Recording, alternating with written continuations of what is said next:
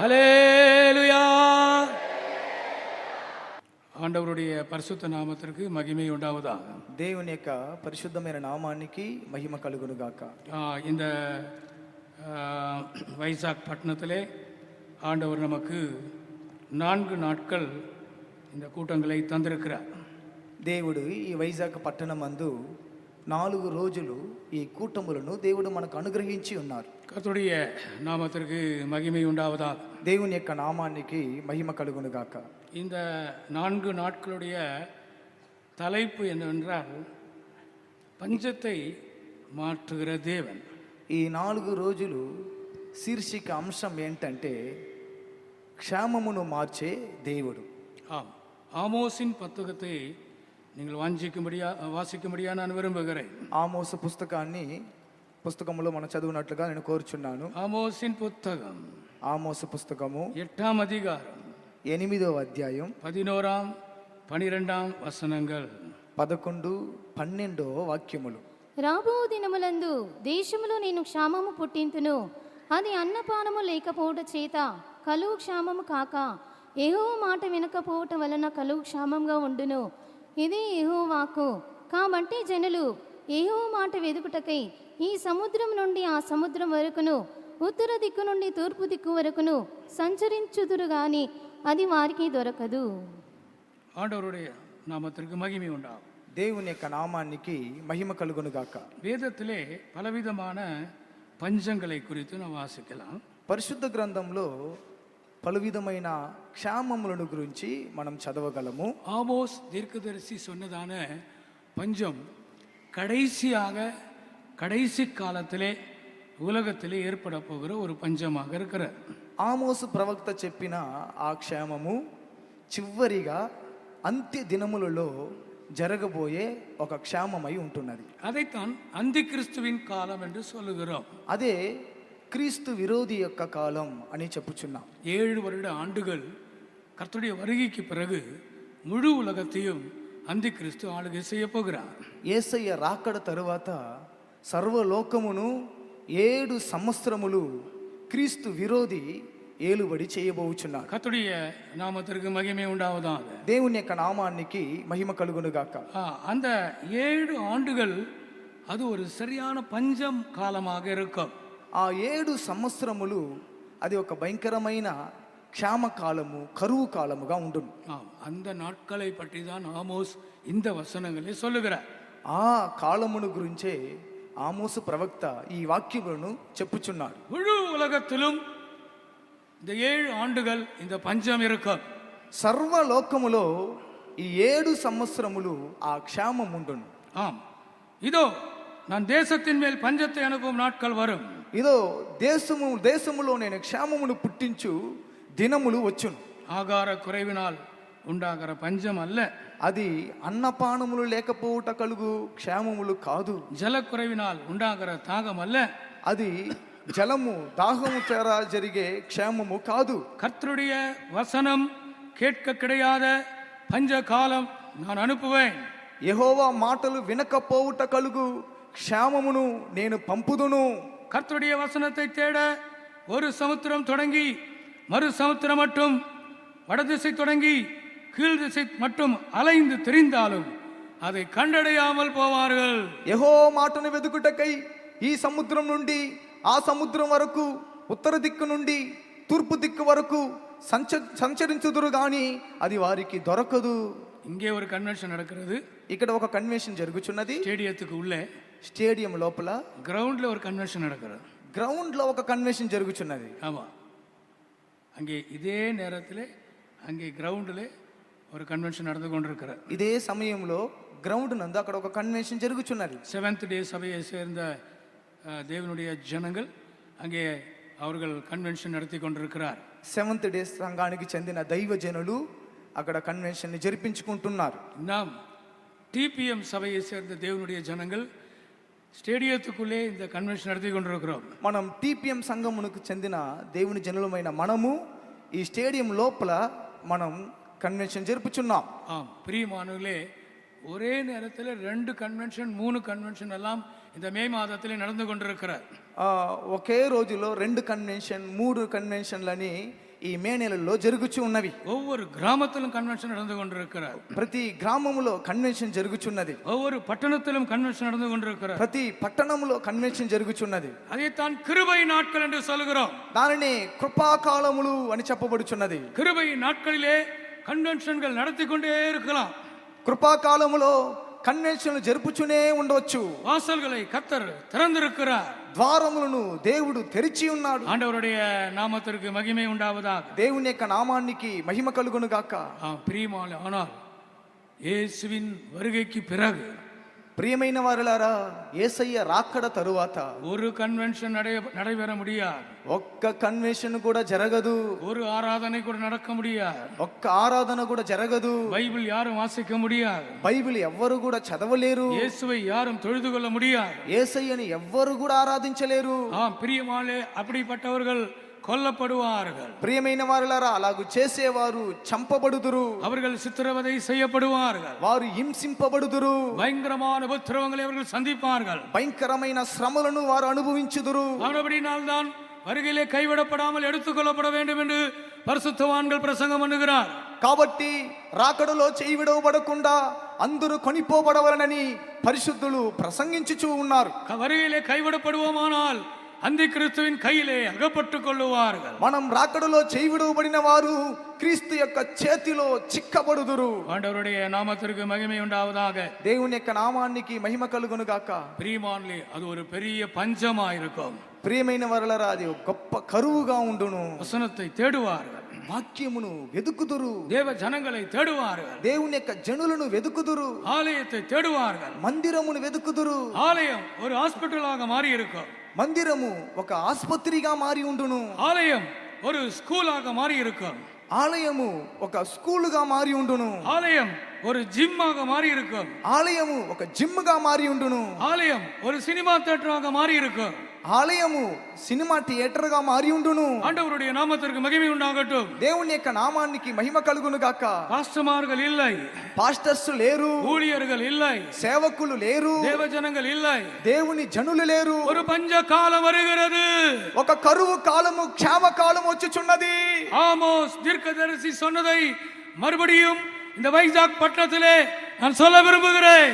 ఆమోసు ప్రవక్త చెప్పిన కార్యాన్ని మళ్ళీ ఈ వైజాగ్ పట్టణంలో నేను చెప్పగోరుచున్నాను. தேசத்தின் மேல் பஞ்சத்தை அனுப்பும் நாட்கள் வரும். దేశములో క్షేమమును పుట్టించు కాలము వచ్చును. அது ஆகார குறைவினால் உண்டாகிற பஞ்சம் அல்ல. ఇది ఆహారం ద్వారా కలుగు క్షేమము కాదు. ஜலக்குறைவினால் உண்டாகிற தாகம் அல்ல. పానముల చేత కలుగు క్షేమము కాదు. கர்த்தருடைய வசனம் கேட்க கிடையாத பஞ்சம் வருகிறது. యెహోవా మాటలు వినకపోవటం వలన కలుగు క్షేమము వచ్చుచున్నది. கிருபையின் காலம் முடிய போகிறது. కృపా కాలము ముగింపబడబోచున్నది. கிருபையின் வாசல் అடைக்கப்பட போகிறது. కృపా ద్వారములు మూయబడబోచున్నది. ஆம், சபை கடைசி காலத்திலே வந்திருக்கிறது. అవును, సంఘము అంత్య కాలంలోనికి వచ్చి ఉన్నది. இந்த கிருபையின் காலத்திற்காக ஆண்டவருக்கு நாம் ரொம்ப நன்றி சொல்ல வேண்டும். ఈ కృపా కాలము కొరకు దేవునికి మనం మిక్కిలి కృతజ్ఞతలు అర్పించవలెను. கரங்களை உயர்த்தி கொஞ்ச நேரம் அதற்காக நாம் ஸ்தோத்திரம் சொல்லலாமா? మనం చేతులు పైకెత్తి కొంచెంసేపు దాని నిమిత్తం దేవునికి స్తోత్రములు అర్పించదము. Praise the Lord, praise the Lord, praise the Lord. స్తోత్ర స్తోత్ర స్తోత్ర స్తోత్ర స్తోత్ర స్తోత్ర స్తోత్ర స్తోత్ర స్తోత్ర స్తోత్ర. Thank you. Hallelujah, hallelujah. Amen. வேதத்திலே சொல்லப்பட்ட சில பஞ்சங்களை இந்த 4 நாட்களிலே உங்கள் சிந்தனைக்கு நான் கொண்டு வர விரும்புகிறேன். పరిశుద్ధ గ్రంథంలో చెప్పబడిన క్షామములు, కరువులను గురించి ఈ 4 దినములు మీ ఆలోచనలోకి తీసుకొని రావాలని కోరుచున్నాను. ஆண்டவருடைய பரிசுத்த நாமத்திற்கு மகிமை உண்டாவதாக. దేవుని యొక్క పరిశుద్ధమైన నామానికి మహిమ కలుగును గాక. பிரியமானவர்களே, ஆந்திராவிலே பஞ்சம் வந்தது என்று சொல்லப்பட்டிருக்கிறார். ప్రియమైన వారలారా, ఆంధ్రాలో క్షామం వచ్చినదని చెప్పబడి ఉన్నది. 1832 ஆண்டு ஒரு பயங்கரமான பஞ்சம் ஆந்திராவிலே வந்தது என்று சொல்லுகிறார். 1230 1832లో ఒక కరువు వచ్చిందని చెప్పబడి ఉన్నది. ஏறக்குறைய 1.5 லட்சம் பேர் மரித்தார்கள் என்று சொல்லப்பட்டிருக்கிறார். ఇంచుమించు 1.5 లక్ష మంది చనిపోయారని చెప్పబడి ఉన్నది. அது குண்டூர் பகுதியிலே அந்த பஞ்சம் வந்தது என்று சொல்லப்படுகிறது. గుంటూరు భాగమునందు ఆ కరువు క్షామం వచ్చినదని చెప్పబడి ఉన్నది. 74,000 ఎరుదుகள் మరిத்து పోనது. 74,000 ఎడ్లు మరణించాను. 1.5 லட்சத்துக்கு மேலாக மிருக ஜீவன்கள் அழிந்து விட்டது. 1.5 లక్షలకు పైగా మగ జంతువులు మరణించాను. 3 லட்சத்துக்கு மேலாக ஆடுகள், செம்மறி ஆடுகள், வெள்ளாடுகள் செத்து போய்விட்டது. 3 లక్షలకు పైగా గొర్రెలు మేకలు చనిపోయాను. ஆந்திரா 1832ஆம் ஆண்டு ஒரு பயங்கரமான பஞ்சத்தை சந்தித்திருக்கிறார். ఆంధ్ర 1832వ సంవత్సరము ఒక భయంకరమైన క్షామమును సంధించాను. அதற்கப்புறம் 1876 சில பாகங்களிலே மறுபடியும் இந்த பஞ்சம் வந்திருக்கிறார். తరువాత 1866లో కొన్ని భాగముల్లో ఈ క్షామము పుట్టాను. 1876 1876 சென்னையிலே இது வந்திருக்கிறது. చెన్నైలో వచ్చి ఉన్నది. ముంబైలో வந்திருக்கிறது. ముంబైలో వచ్చి ఉన్నది. மைசூர்ல வந்திருக்கிறது. మైసూర్లో వచ్చి ఉన్నది. ஹைதராபாத்ல வந்திருக்கிறது. హైదరాబాద్లో వచ్చి ఉన్నది. ஏறக்குறைய 50 லட்சம் ஜனங்கள் அழிந்து போனார்கள் என்று சொல்லுகிறார். ఇంచుమించి 50 లక్షల జనులు మరణించారని చెప్పబడి ఉన్నది. பசியினாலே, ఆకలి చేత, ஆகாரம் இல்லை, ఆహారం లేదు, அழிந்து போனார்கள். వారు నశించిరి. கர்த்தருடைய நாமத்திற்கு மகிமை உண்டாகட்டும். దేవుని యొక్క నామానికి మహిమ కలుగును గాక. பிரியமானவர்களே, சரீர பிரகாரமான பஞ்சத்தை காட்டிலும் ஆவிக்குரிய பிரகாரமான பஞ்சம் இன்னும் பயங்கரமான விளைவுகளை மனிதர்களுக்குள்ளே ஏற்படுத்த முடியும். ప్రియమైన వారలారా, శరీర సంబంధమైన అక్షరానుసారమైన క్షేమముల కంటే ఆత్మీయ క్షేమములు మనుషుల్లో విపరీతమైన నష్టములను కలిగించును. கர்த்தருடைய நாமத்திற்கு மகிமை உண்டாகட்டும். దేవుని యొక్క నామానికి మహిమ కలుగును గాక. பைபிளில் நான் காண்பிக்க போகிற பஞ்சங்கள் சரீர பிரகாரமாக ஏற்பட்ட பஞ்சங்கள் தான். బైబిల్లో నేను మీకు చూపించబోయే క్షేమములు అక్షరానుసారంగా సంభవించిన క్షేమములే. ஆனால் நான் அதை ஆவிக்குரிய பஞ்சத்தோடு ஒப்பிட்டு நான் பேச விரும்புகிறேன். అయితే నేను ఆత్మీయ క్షేమముతో దాన్ని పోల్చి చెప్పగోరుచున్నాను. ஒரு கன்வென்ஷன்ல பிரசங்கம் பண்றதுக்காக நான் ஆயத்தமாகி கிளம்பி கொண்டிருந்தேன். ఒక కన్వెన్షన్లో ప్రసంగించుట కొరకు నేను సిద్ధపడి వెళ్ళుచుంటిని. அந்த சென்டர்லே இன்னொரு சகோதரன் என்ன பேச போறீங்கன்னு கேட்டார். ఆ సెంటర్లో ఇంకొక సహోదరుడు మీరు దేని గురించి మాట్లాడబోచున్నారని అడిగాను. பஞ்சத்தை மாற்றுகிற தேவன் என்ற விஷயத்தை பற்றி நான் பேச போகிறேன்னு சொன்னேன். నేను చెప్పాను, క్షేమమును మార్చగలిగే దేవుడు అనే అంశముల గురించి మాట్లాడబోచున్నానని చెప్పి తిని. அப்போ அவர் ஒரு கன்வென்ஷன் பிரசங்கி தான். ఆయన కూడా ఒక కన్వెన్షన్ ప్రసంగికుడే. அவர் ஒரு விசேஷமான கன்வென்ஷன் பிரசங்கி. ఆయన ఒక విశేషమైన కన్వెన్షన్ ప్రసంగికుడు. அவர் உடனே சொன்னார், ஆமாம் பாஸ்டர், என்கிட்ட கூட ஜெபம் பஞ்சத்தில் இருக்கிறது என்று சொன்னார். అవును పాస్టర్ గారండి, నా దగ్గర కూడా ప్రార్థన క్షేమమును గురించే ఉన్నదని చెప్పారు. జపజీవియం పంచத்தில் இருக்கிறது. మా దగ్గర ప్రార్థన జీవితము కరువుగా క్షేమముగా ఉంటున్నది. ஆமா, தாழ்மை பஞ்சத்தில் இருக்கிறது. తగ్గింపు అది కరువుగా ఉంటున్నది. பரிசுத்தம் அது பஞ்சத்தில் இருக்கிறது. పరిశుద్ధత అది కరువై ఉన్నది. பஞ்சத்திலே ஆகாரம் கிடைக்காதது போல ఆ క్షేమమందు ఆహారము దొరకనట్లుగా, தண்ணீர் கிடைக்காதது போல పానము దొరకపోనట్లుగా சில நேரங்களில் ஜெபிக்க முடியாத பஞ்சத்துக்குள்ளே நாம் போய் விடுகிறோம். కొన్ని సందర్భములో ప్రార్థన చేయుటకు వీలులేని కరువులోనికి మనం వెళ్ళిపోవచ్చున్నాం. பரிசுத்தம் இல்லாத அனுபவங்கள் நம்மை பஞ்சத்துக்குள்ளே கொண்டு போய் விடுகிறது. పరిశుద్ధత లేని అనుభవములు మనల్ని కరువులోనికి తీసుకొని వెళ్ళిపోవచ్చున్నవి. பாவத்தால் நாம் நிரப்பப்பட்டு விடுகிறோம். పాపము చేత మనం నింపబడిపోవచ్చున్నాం. தாழ்மை அது எந்த ஊழியத்திலுமே பார்க்க முடிகிறது இல்லை. తగ్గింపు దీనత్వము ఏ సేవకుల్లో కూడా చూడలేకపోవచ్చున్నాం. ஆம் பிரியமானவர்களே, சபையிலே இப்படிப்பட்ட பஞ்சங்கள் சில நேரங்களில் வருகிறது.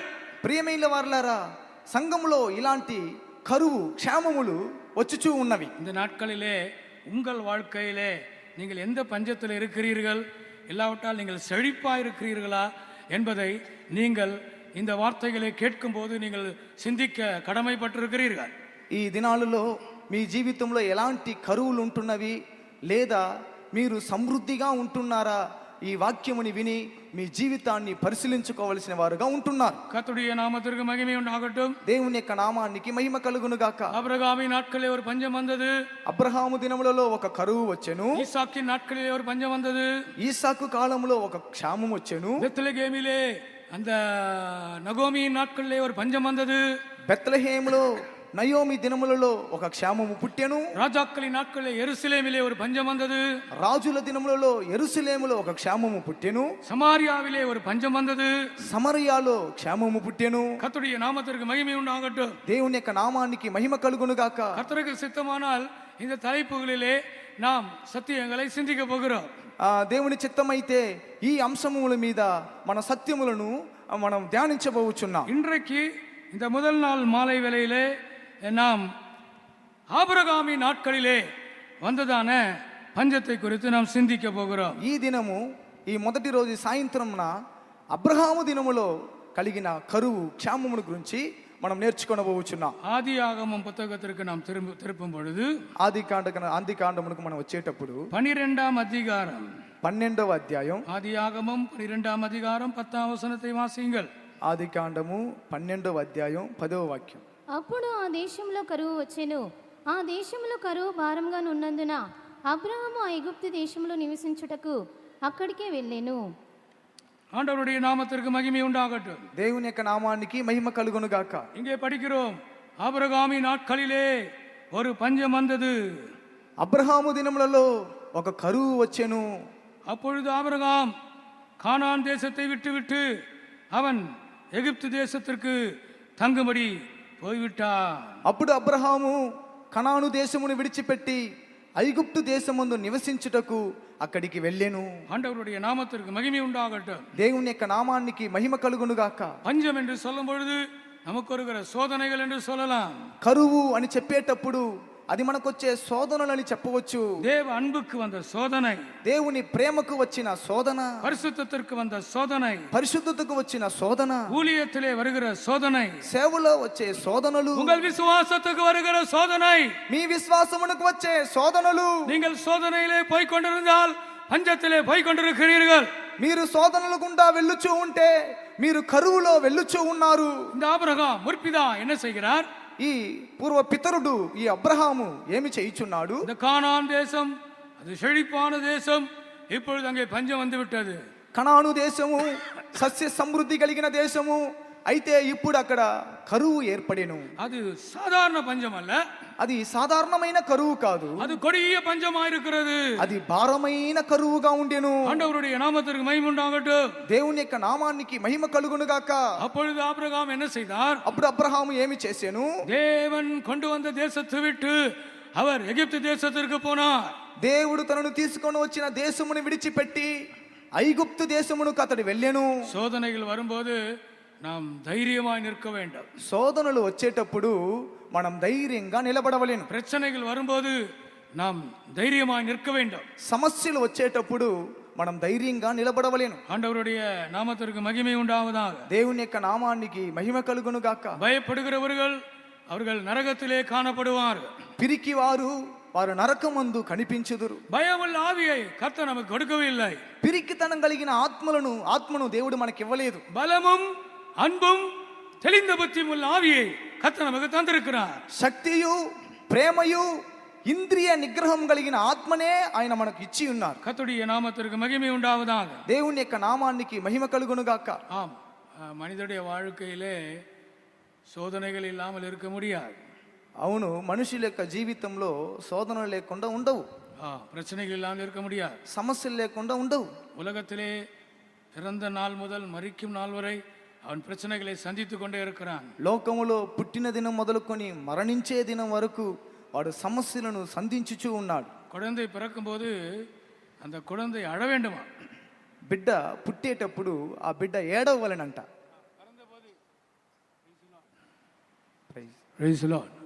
பிறந்தபோது அழுதவங்கெல்லாம் ஒரு அலையிலேயே சொல்லுங்கள்.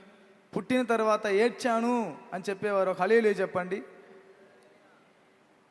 నాకెట్లా తెలుసు పాస్టర్? నేను పుట్టేటప్పుడు నేను ఏడ్చానా లేదా మీ అమ్మ నాన్న అడగండి, చెప్తారు. அந்த குழந்தை அழ வேண்டுமா. ఆ బిడ్డ ఏడవలేను. పుట్టిన వెంటనే ఏడవాలి. ఎడితే మంచి అన్నీ ఓకే ఆల్ రైట్ అని అర్థం. అన్ని ఆరోగ్యంగా పుట్టింది బిడ్డ అని అర్థం. ఏడవకపోతే టెన్షన్ అయిపోతారు. డాక్టర్ టెన్షన్ అయిపోతారు, నర్సు టెన్షన్ అయిపోతారు, తల్లి టెన్షన్ అయిపోతుంది, అక్కడ ఉన్న అందరూ టెన్షన్ అయిపోతారు. పల్లెటూరులో ఏం చేస్తారంటే గిల్లుతారంట. ఆ బిడ్డ ఏడవాలి గిల్లుతారంట. కొన్ని పిల్లలు ఎంత గిల్లినా ఏమి లేదు. అప్పుడు ఏదో ప్రాబ్లం ఉంది, ఆ బిడ్డతో ఏదో ప్రాబ్లం ఉంది. ఏడవాలి. ఏడుస్తే అది ఓకే, మంచి బిడ్డ ఆరోగ్యంగా పుట్టింది. ஆண்டவருடைய నామത്തിന് మహిమ ఉండాలి. దేవుని యొక్క నామానికి మహిమ కలుగును గాక. நான் ஏன் சொல்லுகிறேன் என்றால், నేను ఎందుకు ఈ విషయాన్ని చెప్పుచున్నానంటే, நீங்கள் பிறக்கும் போதே அழுதீர்கள். మీరు పుట్టేటప్పుడే ఏడ్చితిరి. భూమికి వంద అன்றకే நீங்கள் అழுదీர்கள். భూమికి వచ్చినప్పుడే మీరు ఏడ్చారు. ఎప్పుడు వరకు ఏడవాలి? ఎప్పుడు వరకు ఏడవాలి? చనిపోయే వరకు, పాతి పెట్టే వరకు. ஆண்டவருடைய நாமத்திற்கு மகிமை உண்டாகட்டும். దేవుని యొక్క నామానికి మహిమ కలుగును గాక. ஆனால் சோதனைகளை நாம் ஜெயிக்க முடியும். అయితే శోధనలను మనం జయించగలం. சோதனைகளுக்கு தப்பித்துக் கொள்ள முடியாது. శోధనలకు మనం తప్పించుకోలేము. சில வாலிபர்கள் புத்திசாலிகள், కొంతమంది యవ్వనస్తులు బుద్ధిమంతులు కళ్యాణం பண்ணி கொள்கிறார், వివాహం చేసుకుంటున్నారు.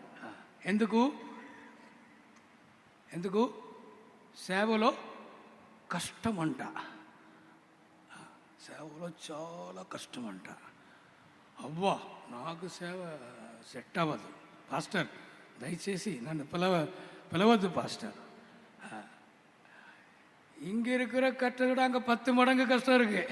ఇక్కడ ఉన్న కష్టం కంటే 10 అంతల కష్టం ఆ వైపు ఉంది. ஆமா, கல்யாணம் பண்ண பிறகுதான் தெரியும். వివాహం చేసుకున్న తర్వాతనే అది మీకు అర్థమయ్యిద్ది. ஆமா, తర్వాత ఎవరు ఏం చేయలేరు. మీ డాడీ, మీ మమ్మీ, మీ పాస్టర్, మీ సిస్టర్ ఎవరు ఏం చేయలేరు. எல்லா இடத்திலும் பிரச்சனை இருக்கிறது. అన్ని స్థలంలో సమస్యలు ఉన్నాయి. கர்த்தருடைய நாமத்திற்கு மகிமை உண்டாகட்டும். దేవుని యొక్క నామానికి మహిమ కలుగును గాక. இவங்களுக்கும் பிரச்சனை இருக்கிறது. వీరికి సమస్యలు ఉన్నాయి. இவங்களுக்கும் பிரச்சனை இருக்கிறது. వీరికి కూడా సమస్యలు ఉన్నాయి. అదంతా ముక్కాడు పోటు ఉక్కాందుకురాంగ. అందుకే ముసుగేసుకుని కూర్చొని ఉన్నారు. తెలియకుండా వచ్చేసాను, తెలియకుండా వచ్చాను, ముందే తెలిసి ఉంటే పెళ్లి చేసి ఉంటాను. ஆண்டவருடைய நாமத்திற்கு மகிமை உண்டாகட்டும். దేవుని యొక్క నామానికి మహిమ కలుగును గాక. நல்லது, கர்த்தர் இவளை நேசிக்கிறார். దేవుడు వీరిని ప్రేమించుచున్నారు. சில பாஸ்டர், சில பிரதர்ஸையும் சில சிஸ்டர்ஸையும் பார்க்கும்போது நான் இப்படி நினைக்கிறேன். కొంతమంది సిస్టర్స్ని, కొంతమంది బ్రదర్స్ని చూసేటప్పుడు నేను ఈ విధంగా ఆలోచిస్తాను. ప్రభువా, మంచి కార్యం చేశావు. ప్రభువా, మంచి కార్యం చేశారు ప్రభువా. వాళ్ళు సేవకి వచ్చేసారు, వాళ్ళ సేవకు వచ్చారు ప్రభువా. లేకపోతే అమ్మాయి అంతే.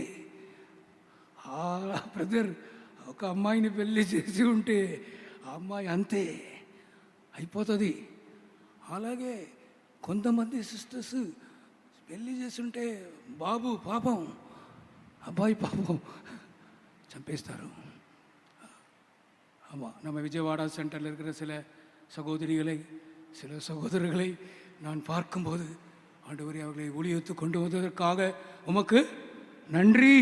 అవును, మన విజయవాడ సెంటర్లో ఉన్న కొంతమంది సహోదరులను చూసి వాళ్ళని చూసిన వెంటనే ప్రభువా, వాళ్ళని సేవకు తీసుకొని వచ్చినందుకు కృతజ్ఞతలు. ఇక్కడ సెట్ కాకపోతే, వైజాగ్ సెట్ కాకపోతే ఏం చేయవచ్చు? గుంటూరు చేసుకోవచ్చు. గుంటూరు సెట్ కాకపోతే ఏం చేసుకోవచ్చు? రాజమండ్రి చేసుకోవచ్చు. రాజమండ్రి సెట్ కాకపోతే ఏం చేయవచ్చు? మాచర్ల. భార్యాభర్తకి ట్రాన్స్ఫర్ లేదు. భార్యాభర్తకి ట్రాన్స్ఫర్ ఉందా? లేదు. విడాకులు ఇస్తే అయిపోతావు. విడాకులు ఇచ్చిన భార్య, విడాకులు ఇచ్చిన భర్త అయిపోతావు. నీకు పరలోకం లేదు. తెలుసా మీకు? విడాకులు ఇవ్వకూడదు. దేవుని బిడ్డలు విడాకులు ఇవ్వకూడదు. No divorce, no divorce. Divorce ఇస్తే ఆ భర్త పరలోకం వెళ్ళడు, డివోర్స్ ఇస్తే ఆ భార్య పరలోకం వెళ్ళదు, వాళ్ళు నరకానికి వెళ్తారు. కాబట్టి 1000 సారి ఆలోచించి మీరు పెళ్లి చేసుకోండి. చేసుకోవద్దని నేను చెప్పలేదు. No transfer. ఇక్కడ ఒక ఎక్స్ట్రా ఫెసిలిటీ ఉంది. పెద్ద కాకు బ్రదర్కి పడకపోతే ట్రాన్స్ఫర్ చేసుకోవచ్చు. ఈ సెంటరే పడకపోయినా వేరే సెంటருக்கு ட்ரான்ஸ்ஃபர் இஸ்தார். அல்லேலூயா. உலகத்தில் இருந்தாலும் ஊழியத்தில் இருந்தாலும் உங்களுக்கு பஞ்சங்கள் உண்டு. లోకములో ఉన్నప్పటికీ సేవలో ఉన్నప్పటికీ మీకు కరువు ఉన్నది. உங்களுக்கு சோதனைகள் உண்டு, మీకు శోధనలు కలవు. ஆபிரகாம் அந்த கொடிய பஞ்சத்தை என்ன செய்தான்? అబ్రహాము ఆ భారమైన కరువుని ఏం చేశాను? எகிப்துக்கு ஓடி போனார். ఐగుప్తుకు పారిపోయాను. எகிப்துக்கு ஓடி போனார். ఐగుప్తుకు పారిపోయాను. கர்த்தருடைய நாமத்திற்கு மகிமை உண்டாகட்டும். దేవుని యొక్క నామానికి మహిమ కలుగును గాక. பாஸ்டர், அதுல என்ன தப்பு இருக்கு பாஸ்டர்? పాస్టర్ గారండి, దాంట్లో ఏం తప్పు ఉంది పాస్టర్ గారండి? இங்க சாப்பாடு கிடைக்கல, ఇక్కడ ఆహారం లభించలేదు, இங்க தண்ணி கிடைக்கல, ఇక్కడ పానము దొరకలేదు. எகிப்துல சாப்பாடு கிடைக்குது, ఐగుప్తులో ఆహారం దొరుకుచున్నది, எகிப்துல தண்ணி கிடைக்குது, ఐగుప్తులో నీళ్లు దొరుకుచున్నవి. அது போனது குத்தமா தப்பா? అక్కడికి వెళ్ళుట అది తప్ప? ஆனால் ஒரு பெரிய தவறு நடந்தது. అయితే ఒక పెద్ద తప్పు జరిగేను. ஒரு பெரிய தவறு அங்கே நடந்தது. ఒక పెద్ద తప్పు జరిగేను. சோதனைகளை ஜெயிக்க வேண்டுமே தவிர சோதனையிலிருந்து தப்பிக்கொள்ள விரும்பாதிருங்கள். శోధనలు జయించాలి కానీ శోధనలు తప్పించుకోవాలని కోరుకోవద్దు. ஆதியாகமம் 16ஆம் அதிகாரம் சொல்லுகிறது. ఆదికాండము 16వ అధ్యాయం చెప్పుచున్నది. 16ஆம் அதிகாரம் முதல் 2 వచనங்களை వాసియంగల్. 16వ ఆదికాండం 16వ అధ్యాయము మొదట 2 వాక్యములను చదువుకొనిదాం. అబ్రామ్ భార్య అయిన సారాయి అతనికి పిల్లలు కనలేదు. ఆమెకు అగరు అను ఐగుప్తురాలైన దాసి ఉండెను. కాగా సారాయి, ఇదిగో నేను పిల్లలు కనకుండా యెహోవా చేసి ఉన్నాడు. నీవు దయచేసి నా దాసితో పొమ్ము, ఒకవేళ ఆమె వలన నాకు సంతానము కలుగవచ్చునని అబ్రామ్తో చెప్పెను. అబ్రామ్ సారాయి మాట వినెను. ஆண்டவருடைய நாமத்திற்கு மகிமை உண்டாகட்டும். దేవుని యొక్క నామానికి మహిమ కలుగును గాక. பஞ்ச காலம் வரை கானான் தேசத்தை விட்டுவிட்டு எகிப்து தேசத்திற்கு ஆபிரகாம் போயிருந்தார். కరువు కాలం వరకు కనాను దేశమును విడిచిపెట్టి ఐగుప్తు దేశమునకు అబ్రహాము నివసించుటకు వెళ్ళెను. எவ்வளவு மாதங்கள் எவ்வளவு வருடங்கள் அந்த பஞ்சம் இருந்தது என்ற குறிப்புகள் இல்லை. ఎన్ని నెలలు ఎన్ని సంవత్సరములు ఆ కరువులు ఉండేనని చెప్పబడలేదు. ஆனால் மறுபடியுமாக ஆபிரகாம் எகிப்தை விட்டு கானான் தேசத்திற்கு கர்த்தர் காட்டின தேசத்திற்கு வந்து சேர்ந்தார். మళ్ళీ అబ్రహాము ఐగుప్తును విడిచిపెట్టి యెహోవా అతని చూపించిన కనాను దేశమునకు తిరిగి వచ్చాను. 16ஆம் அதிகாரம் 3ஆம் வசனம் சொல்லுகிறது. 16వ అధ్యాయం 3వ వాక్యం చెప్పుచున్నది. కాబట్టి అబ్రాము కనాను దేశంలో 10 ఏండ్లు కాపురం ఉన్న తర్వాత போதும். 17 కాపురం ఉండిన తర్వాత ஆண்டவருடைய நாமத்திற்கு மகிமை உண்டாவதாக. దేవుని యొక్క నామానికి మహిమ కలుగును గాక. இப்பொழுது எகிப்திலிருந்து அவர் வந்து விட்டார். ఇప్పుడు అతడు ఐగుప్తులో నుండి తిరిగి వచ్చాను. 10 வருஷம் அவர் குடியிருக்கிறார். 10 సంవత్సరములు అతడు కాపురం ఉండెను. ஆனால் அவன் திரும்ப வரும்போது ஆகார் என்ற ஒரு அடிமை பெண்ணை, வேலைக்கார பெண்ணை எகிப்திலிருந்து கண்டுபிடித்து அவன் கொண்டு வந்தான். అయితే అతడు తిరిగి వచ్చేటప్పుడు ఐగుప్తులో నుండి దాసి అయిన హాగారును, పని మనిషి అయిన హాగారును అతడు తీసుకొని వచ్చాను. பிரியமானவர்களே, அவன் எகிப்துக்கு போகாமல் இருந்தால் ஆகார் அவன் கண்டுபிடித்திருக்க மாட்டான். ప్రియమైన వారలారా, అతడు ఐగుప్తుకు వెళ్లకుండా ఉంటే హాగారును అతడు కనిపెట్టేవాడు కాదు. ஒருவேளை அவள் நல்ல வேலை செய்கிற ஒரு பெண்ணாக இருந்திருப்பாள். ఒకవేళ ఆమె మంచిగా పని చేసే ఒక అమ్మాయిగా ఉండవచ్చు. தன்னுடைய வீட்டிலே இப்படி வேலை செய்கிற ஒரு பெண் இருந்தால் நல்லது என்று ஆபிரகாம் அந்த பெண்ணை எடுத்துக்கொண்டான். ఇంట్లో ఇలా ఒక మంచిగా పనిచేసే ఒక స్త్రీ ఉంటే మంచిది అని చెప్పి ఆమెను తీసుకున్నాడు. அவள் எகிப்து தேசத்திலே பிறந்தவள். ఆమె ఐగుప్తు దేశమందు పుట్టినది. அவள் எகிப்து தேசத்தை சேர்ந்தவள். ఆమె ఐగుప్తు దేశమునకు చెందినది. இப்பொழுது அவன் திரும்பி கானானுக்கு வரும்பொழுது ఇప్పుడు అతడు తిరిగి కనానుకు వచ్చేటప్పుడు அந்த ஆகாரை அவன் கொண்டு வந்தான். హాగరును అతడు తీసుకొని వచ్చెను. நடந்தது என்ன? జరిగినది ఏంటి?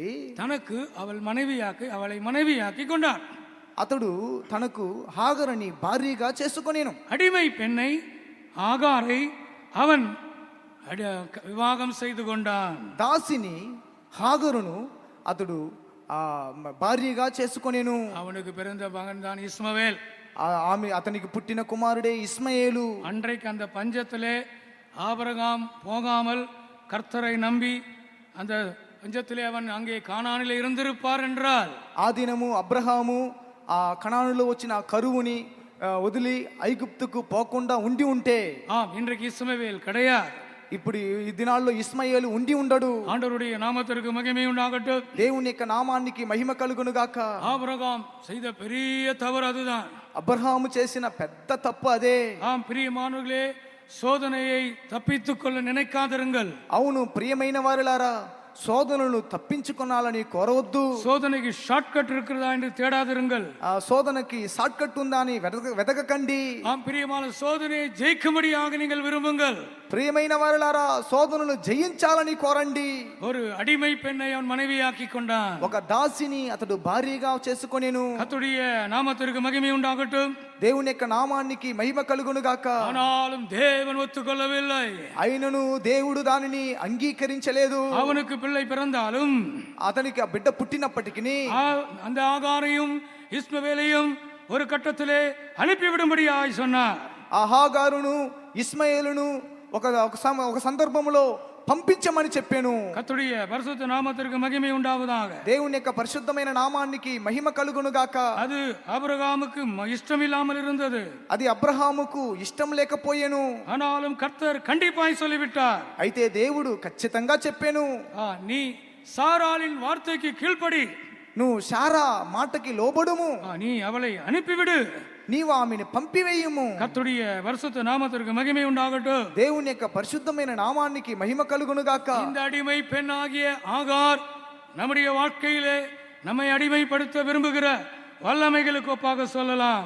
ఆ దాసి అయిన హాగారు మన జీవితంలో మనల్ని కొన్ని కార్యాలకి దాసులుగా మార్చే శక్తులకు దాన్ని పోల్చి చెప్పవచ్చు. பிசாசு மனிதனை அடிமையாக்க விரும்புகிறான். అపవాది మనుషులని దాసులుగా మార్చాలని కోరుచున్నాడు. ஒவ்வொரு மனிதனையும் அவன் அடிமையாக்க விரும்புகிறான். ప్రతి మనుషుణ్ణి దాసులుగా మార్చాలని కోరుచున్నాడు.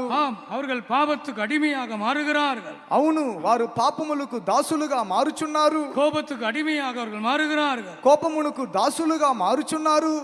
போதை பழக்கங்களுக்கு அடிமையாக மாறுகிறார்கள். మత్తు పదార్థములకు బానిసలుగా మారుచున్నారు. ஆண்டவருடைய நாமத்திற்கு மகிமை உண்டாகட்டும். దేవుని యొక్క నామానికి మహిమ కలుగును గాక.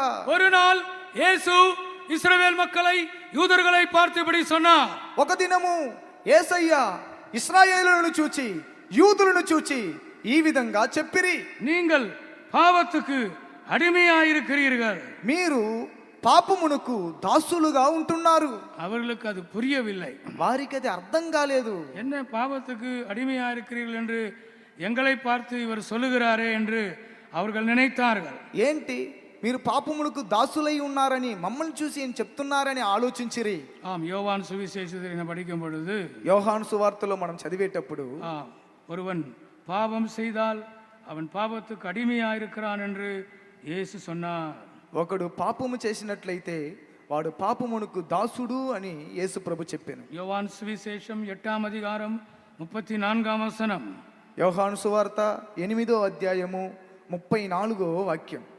అందుకు యేసు, పాపము చేయి ప్రతివాడును పాపమునకు దాసుడని మీతో నిశ్చయంగా చెప్పుచున్నాను. பாவம் செய்கிறவன் பாவத்திற்கு அடிமையாயிருக்கிறான். పాపము చేయి ప్రతివాడు పాపమునకు దాసుడు. கோபப்படுகிறீர்கள், కోపపడుచున్నారు, கோபத்துக்கு அடிமையா இருக்கிறோம். కోపానికి దాసులుగా ఉంటున్నాం. பொய் சொல்லுகிறீர்கள், అబద్ధం చెప్తున్నా, பொய்க்கு அடிமையா இருக்கிறோம். ఆ అబద్ధమునకు దాసులుగా ఉంటున్నాం. பொறாமைப்படுகிறீர்கள், అసూయ పడుచున్నారు, நாம் பொறாமைக்கு அடிமையா இருக்கிறோம். మన అసూయకు దాసులుగా ఉంటున్నాం. பொறாமை இல்லாதவங்க ஒரு ஹல்லேலூயா சொல்லுவோம். అసూయ లేని వారు ఒక హల్లెలూయా చెప్పండి. ஊழியக்காரங்க கூட கை தூக்க முடியாது. సేవకులు కూడా చేతులు పైకెత్తలేరు. ఉన్నారా అసూయ లేని సేవకులు?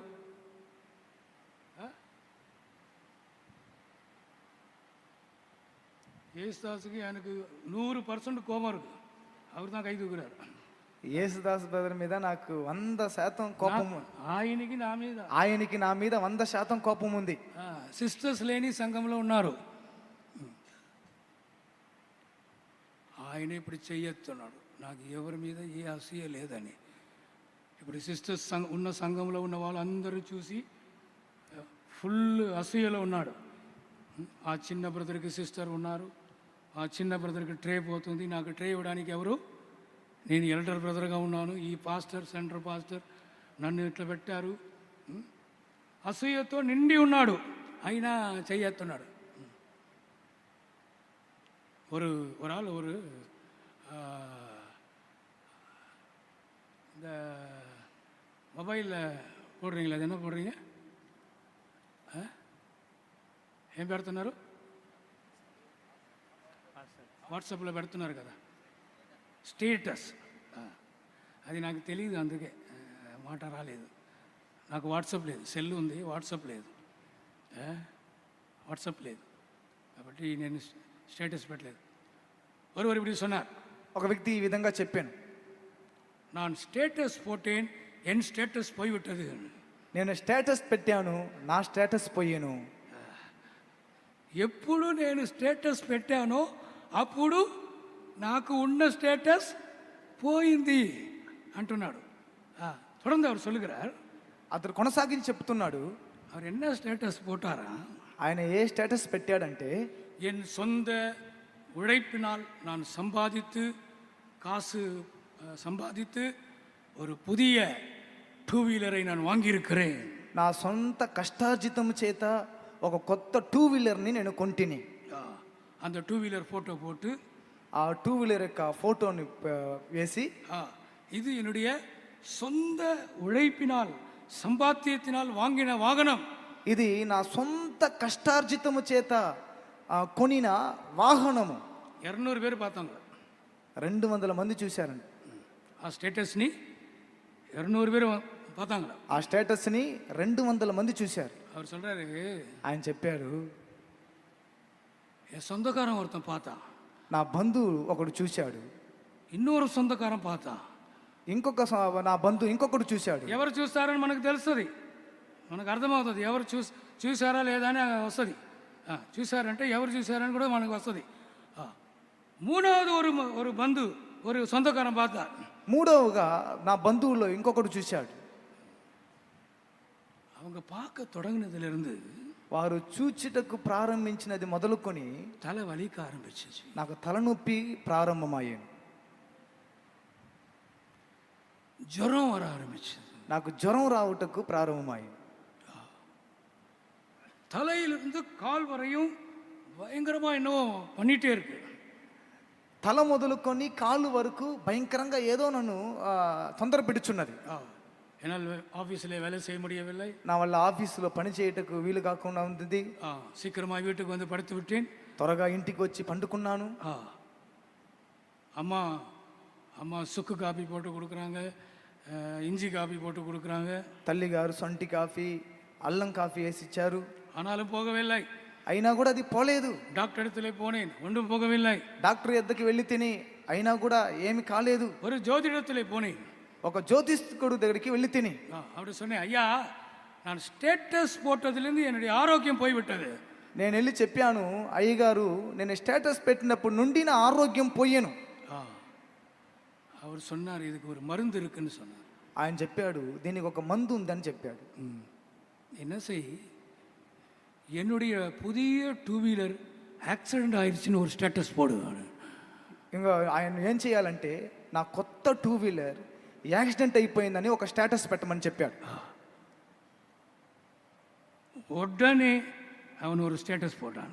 వెంటనే అతడు ఒక స్టేటస్ పెట్టాడు, நான் கஷ்டப்பட்டு சம்பாதித்த வாங்கின அந்த 2 வீலர் இப்பொழுது యాక్సిడెంట్ ஆகிவிட்டது. నేను కష్టపడి కొనిన ఆ 2 వీలర్ ఇప్పుడు అది యాక్సిడెంట్ అయ్యింది. ஆண்டவருடைய நாமத்திற்கு மகிமை உண்டாகட்டும். దేవుని యొక్క నామానికి మహిమ కలుగును గాక. முதல் பந்து பார்க்குறாரு, బంధువులో మొదటి వ్యక్తి చూస్తున్నాడు, రెండవ బంధు பார்க்குறாரு, బంధువులో రెండో వ్యక్తి చూస్తున్నాడు, மூணாவது சொந்தக்காரன் பார்க்குறாரு. బంధువులో మూడో వ్యక్తి చూస్తున్నాడు.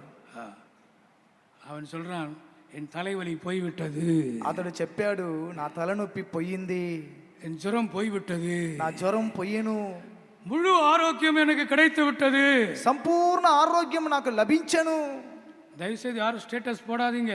దయచేసి ఎవరు స్టేటస్ పెట్టకండి.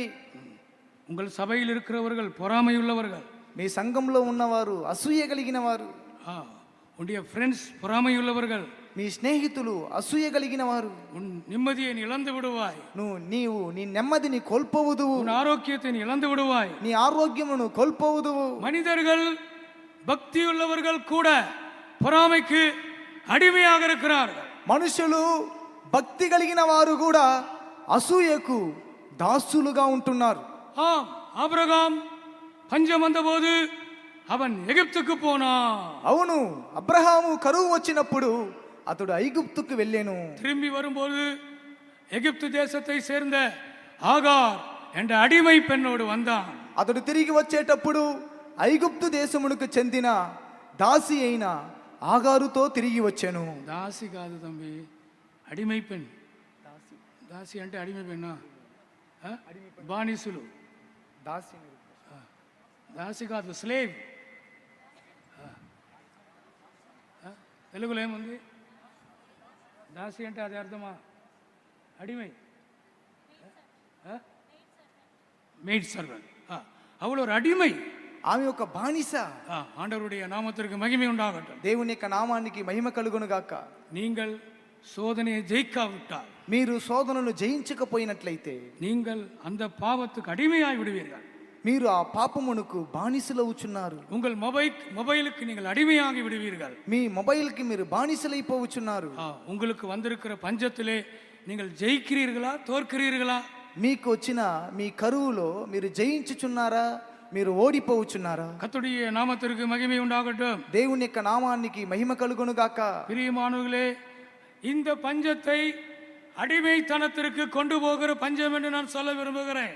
ఈ కరువును దాసత్వమునకు తీసుకొని వెళ్ళే కరువు అని నేను చెప్పుచున్నాను. ஆபிரகாமின் நாட்களிலே கானான் தேசத்திலே வந்த பஞ்சத்திற்கு அவனை அடிமைத்தனத்திற்குள்ளே கொண்டு போகிற பஞ்சம் என்று நான் சொல்ல விரும்புகிறேன்.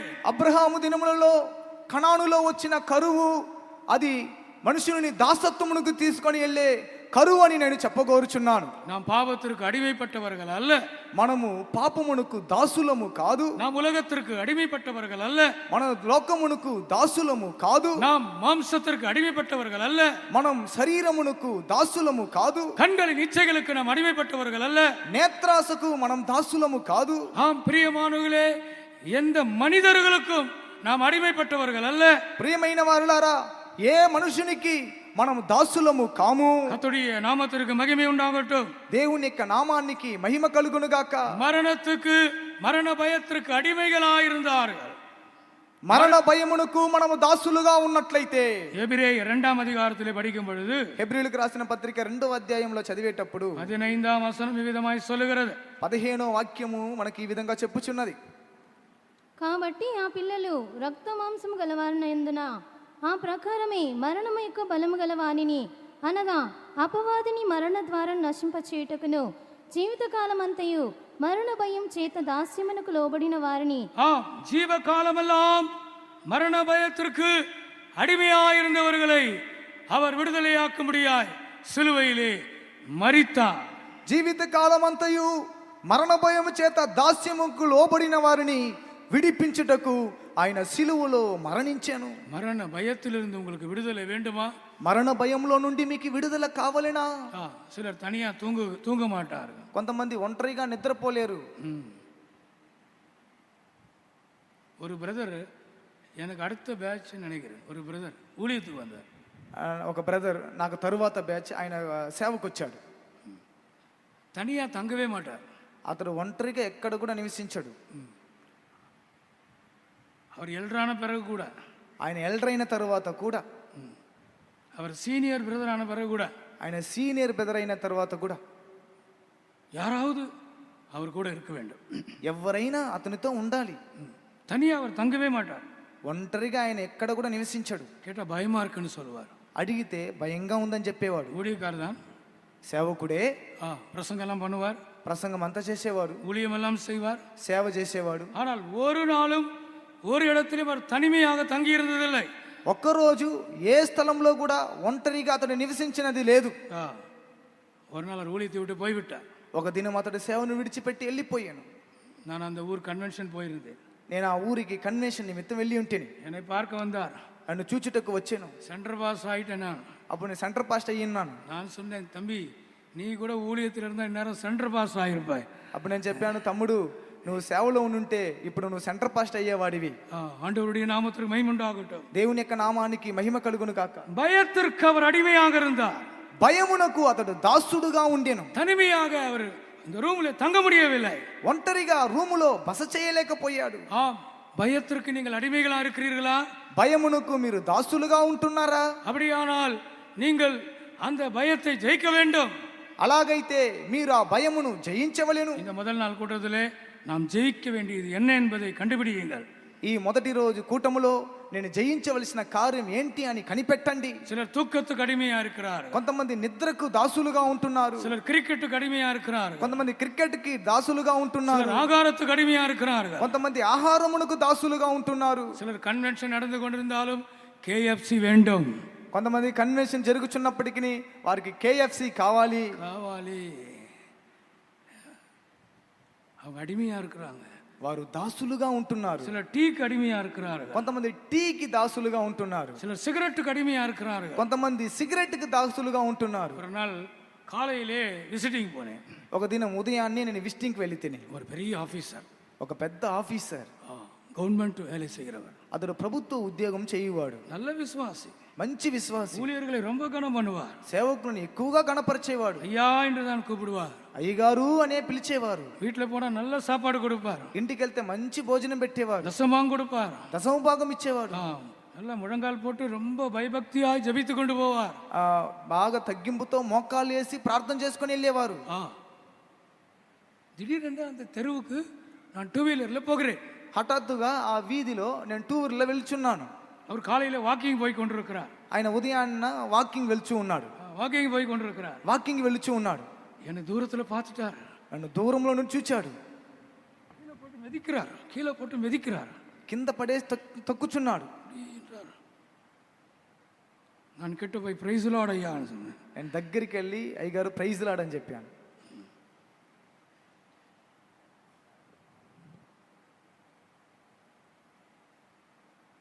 எனக்கு விளங்கிருச்சு, నాకు అర్థమయ్యింది. காலு கீழே என்ன இருக்கு? కాళ్ళ కింద ఏముంది? சிகரெட் இருக்கு, సిగరెట్ ఉంది. ஆண்டவருடைய நாமத்திற்கு மகிமை உண்டாகட்டும். దేవుని యొక్క నామానికి మహిమ కలుగును గాక. பிரியமான விசுவாசிகளா இருந்தாலும், ప్రియమైన వారులారా, విశ్వాసులుగా ఉన్నప్పటికీ, ஊழியர்களா இருந்தாலும், సేవకులుగా ఉన్నప్పటికీ நாம் பலரும் பல காரியங்களுக்கு அடிமைகளா இருக்கிறோம்.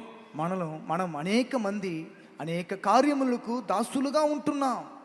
ஆபிரகாம் நாட்களிலே வந்த பஞ்சம், அது ஆபிரகாமை அடிமைப்படுத்தும்படியாய் வந்த பஞ்சம். అబ్రహాము దినముల్లో వచ్చిన ఆ కరువు అబ్రహాముని దాసునిగా మార్చేదానికి వచ్చిన కరువు. எத்தனை பேர் உங்களை அடிமைப்படுத்துகிற காரியங்கள் வெளியே வர விரும்புகிறீர்கள்? ఎంతమంది మీరు దాసులుగా ఉన్న కార్యంలో నుండి బయటికి రాగోరుచున్నారు? உங்களுடைய கரங்களை உயர்த்தி காட்டுவீங்களா? మీరు చేతులు పైకెత్తి చూపించగలరా? பாஸ்டர், நான் கூட சில காரியங்களுக்கு அடிமையா இருக்கிறேன். పాస్టర్ గారండి, నేను కూడా కొన్ని కార్యములకు దాసులుగా ఉంటున్నాను. கோபத்துக்கு அடிமையா இருக்கிறேன், కోపానికి దాసులుగా ఉంటున్నా. பயங்கரமான கோபம் எனக்கு வருகிறது, భయంకరమైన కోపం నాకు వచ్చుచున్నది. நான் அநேக விஷயங்களுக்கு அடிமையா இருக்கிறேன். నేను అనేక విషయంలో దాసునిగా ఉంటున్నాను. எனக்கு ஒரு விடுதலை வேண்டும். నాకు ఒక విడుదల కావాలి.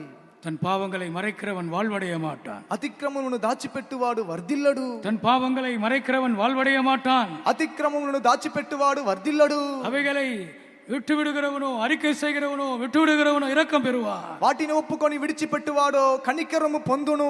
கைகளை உயர்த்தி அறிக்கை செய்யலாமா? చేతులు పైకెత్తి ఒప్పుకోలు చేయుదుము. கைகளை உயர்த்தி அறிக்கை செய்யலாமா? చేతులు పైకెత్తి ఒప్పుకోలు చేయుదుమా? நீங்கள் அடிமையா இருக்கிற காரியத்தை நீங்கள் ஜெயிக்க விரும்புகிறீர்களா? మీరు బానిసగా ఉన్న కార్యములను జయింపగోరుచున్నారా? ஒத்துக்கொள்ளுங்கள். దాన్ని ఒప్పుకొనండి. தேவ சமூகத்திலே ஒத்துக்கொள்ளுங்கள். దేవుని సన్నిధిలో దాన్ని ఒప్పుకొనండి. ஆண்டவரே, இந்த குறிப்பிட்ட விஷயத்திலே நான் அடிமையா இருக்கிறேன். ప్రభువా, ఈ గుర్తింపబడిన కార్యంలో నేను బానిసగా ఉంటున్నా. இந்த வைசாக் கூட்டத்தில் எனக்கு விடுதலை தாங்க. ఈ వైజాగ్ కూటమునందు నాకు విడుదలనివ్వండి. நான் அறிக்கை செய்கிறேன். నేను ఒప్పుకోలు చేయుచున్నాను. கரங்களை உயர்த்தி நான் அறிக்கை செய்கிறேன். చేతులు పైకెత్తి నేను ఒప్పుకోలు చేయుచున్నాను. என்னை எந்த வல்லமை அடிமைப்படுத்த கூடாது. నన్ను ఏ శక్తి కూడా బానిసగా చేయకూడదు.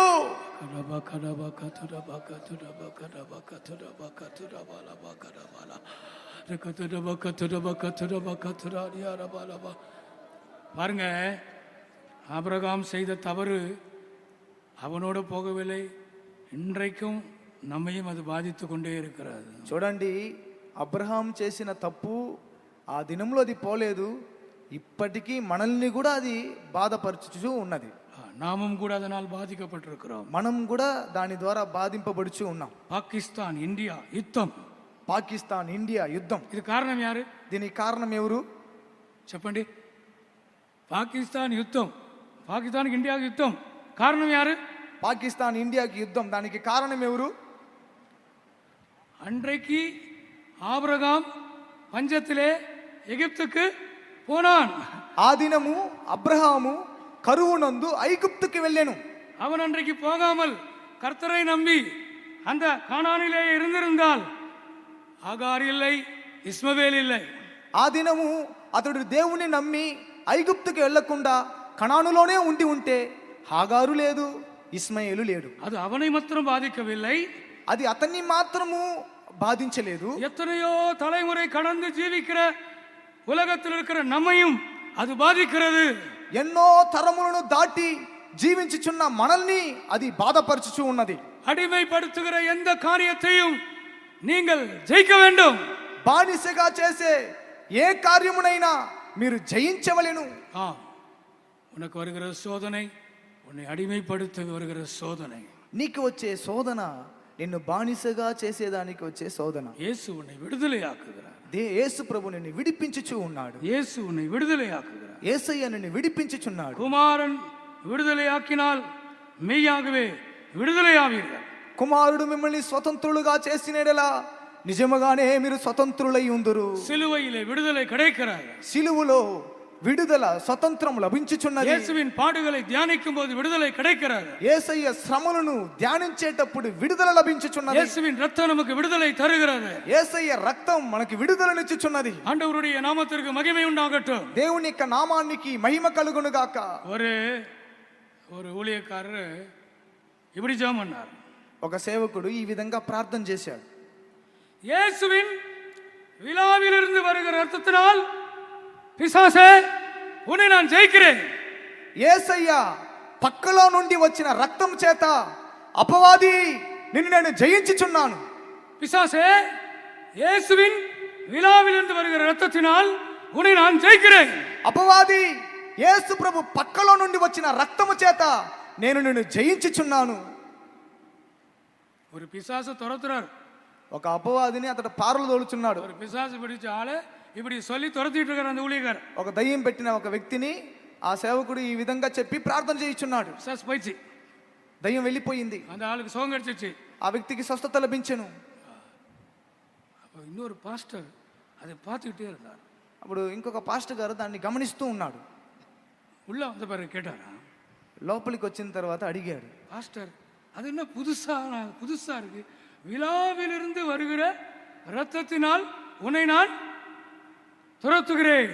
పాస్టర్ గారు, ఏంటిది కొత్తగా ఉంది? పక్కలో నుండి వచ్చిన రక్తం యేసయ్య ఆ పక్కలో నుండి వచ్చిన రక్తం చేత నేను పారదోలుచున్నాను అని చెప్తాను. అది కొత్తగా. இயேசுவின் விழாவிலிருந்து வருகிற ரத்தத்தினால் பிசாசே உன்னை ஜெயிக்கிறேன். యేసయ్య పక్కలో నుండి వచ్చిన రక్తము చేత అపవాదిని నేను జయించుచున్నాను. అదే చెప్పండి. బ్రదర్ చెప్పండి.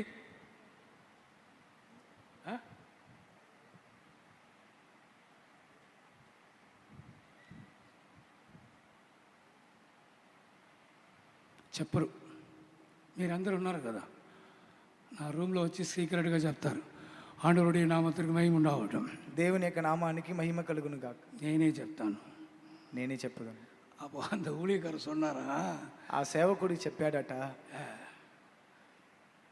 தலையிலிருந்து வந்த ரத்தம், உயிரோடு இருக்கும்போது வந்த ரத்தம், తలలో నుండి వచ్చిన రక్తము సజీవంగా జీవంగా ఉండేటప్పుడు వచ్చిన రక్తం. அப்போது இயேசு சாகவில்லை. అప్పుడు యేసయ్య మరణించలేదు. முதுகில இருந்து வந்த ரத்தம், இயேசு உயிரோடு இருந்து வந்த ரத்தம். వీపులో నుండి వచ్చిన రక్తం యేసయ్య ప్రాణంతో ఉండేటప్పుడు వచ్చిన రక్తం. இயேசுவை அடித்தார், యేసయ్యను కొట్టిరి, ஆனால் அவர் சாகவில்லை. యేసయ్య చనిపోలేదు, உயிரோடு இருந்தார். అప్పుడు ప్రాణంతో ఉండెను. இயேசுவின் கையிலிருந்து ரத்தம் வடிந்தது, యేసయ్య చేతుల్లో నుండి రక్తము కారెను, இயேசுவின் கால்களில் ரத்தம் வடிந்தது, యేసయ్య కాల్లో నుండి రక్తము కారెను. அப்போதெல்லாம் கூட இயேசு உயிரோடு இருக்கிறார். అప్పుడు యేసు ప్రభు ప్రాణంతోనే ఉన్నాడు. 3 ஆணிகளிலே அவர் தொங்கிக் கொண்டிருக்கிறார். 3 మేకుల మీద ఆయన వేలాడుచున్నాడు. பிதாவே, இவர்களுக்கு மன்னியும், తండ్రి వీరిని క్షమించుము, இவர்கள் தாங்கள் செய்கிறது இன்னதென்று அறியாதிருக்கிறார்கள். వీరు చేయనది ఏమో వీరు తెలియకుండా చేయుచున్నారు. ஆனால் అయితే விழாவிலிருந்து ரத்தம் வந்தது. అయితే యేసయ్య పక్కలో నుండి రక్తం వచ్చెను. அப்போ இயேசு மரித்து விட்டார். అప్పుడు యేసయ్య మరణించెను. இயேசுவின் மரணம், యేసయ్య మరణము, அதிலே ஜெயம் உண்டு, దానిలో జయమున్నది. ஒரு புதிய வெளிப்படுத்தல். అది ఒక కొత్త ప్రకటన. எனக்கு கூட அது புதுசாக தான் இருக்கு. నాకు కూడా అది కొత్తగానే ఉంది. நான் எல்லாமே ஒன்று தான் நினைச்சிட்டு இருந்தேன். నేను అన్ని ఒకటే అనుకున్నాను. மற்ற எல்லா ரத்தமும் இயேசு உயிரோடு இருக்கும்போது சிந்தின ரத்தம். మిగి కార్చిన రక్తం అంతా యేసయ్య ప్రాణంతో ఉన్నప్పుడు కార్చిన రక్తం. இந்த விழாவில இருந்து வந்த ரத்தம், అయితే పక్కలో నుండి వచ్చిన రక్తము, இதற்கு அதை விட பெரிய சக்தி இருக்கிறது. దీనికి దాన్ని కంటే భయంకరమైన శక్తి ఉన్నది. ஏனென்றால் இயேசு இப்போது மரித்து விட்டார். ఎందుకంటే యేసయ్య ఇప్పుడు మరణించింది. விழாவிலிருந்து வந்த ரத்தம் இயேசு மரித்த பிறகு வந்த ரத்தம். పక్కలో నుండి వచ్చిన రక్తం యేసయ్య మరణించిన తరువాత వచ్చిన రక్తం. உங்க அப்பா உங்களுக்கு எழுதி வைத்திருக்கிற சொத்தெல்லாம் எப்ப கிடைக்கும்? మీ తండ్రి మీకు రాసి పెట్టిన ఆస్తి అంతా మీకు ఎప్పుడు సొంతమగును? ఎప్పుడు సొంతమవుతుంది? ఆ తండ్రి చనిపోవాలి. చనిపోయిన తర్వాతే దానికి విలువ. దానికి విలువ. ప్రాణంతో ఉన్న వరకు నీదే. ఆ ఆస్తి అంతా నీదే. తండ్రి ఆస్తి అంతా నీదే. ఆయన ఉన్నాడు. ఆ హోటల్ నీదే, ఆ ఫ్లాట్స్ నీదే, ఆ కారు నీదే, ఆ బ్యాంకులో ఉన్న అకౌంట్ నీదే. అయినా డ్రా చేయాలంటే నీ డాడీ సంతకం కావాలి. అయినా డాడీ చనిపోయిన తర్వాత డాడీ సంతకం అవసరం లేదు. నేను వెళ్ళవచ్చు, నేను ఆయన పుత్రుడు, నేను ఆయన కొడుకు, నేనే తీసుకోవచ్చు. அப்பா மரிக்கும்போது மகனுக்கு இன்னும் பெரிய பலன் உண்டாகிறது. తండ్రి చనిపోయేటప్పుడు కుమారునికి ఇంకా ఎక్కువ బలం కలుగుచున్నది. இயேசு உயிரோடு இருக்கும்போது ரத்தம் சிந்தினது உண்மைதான்.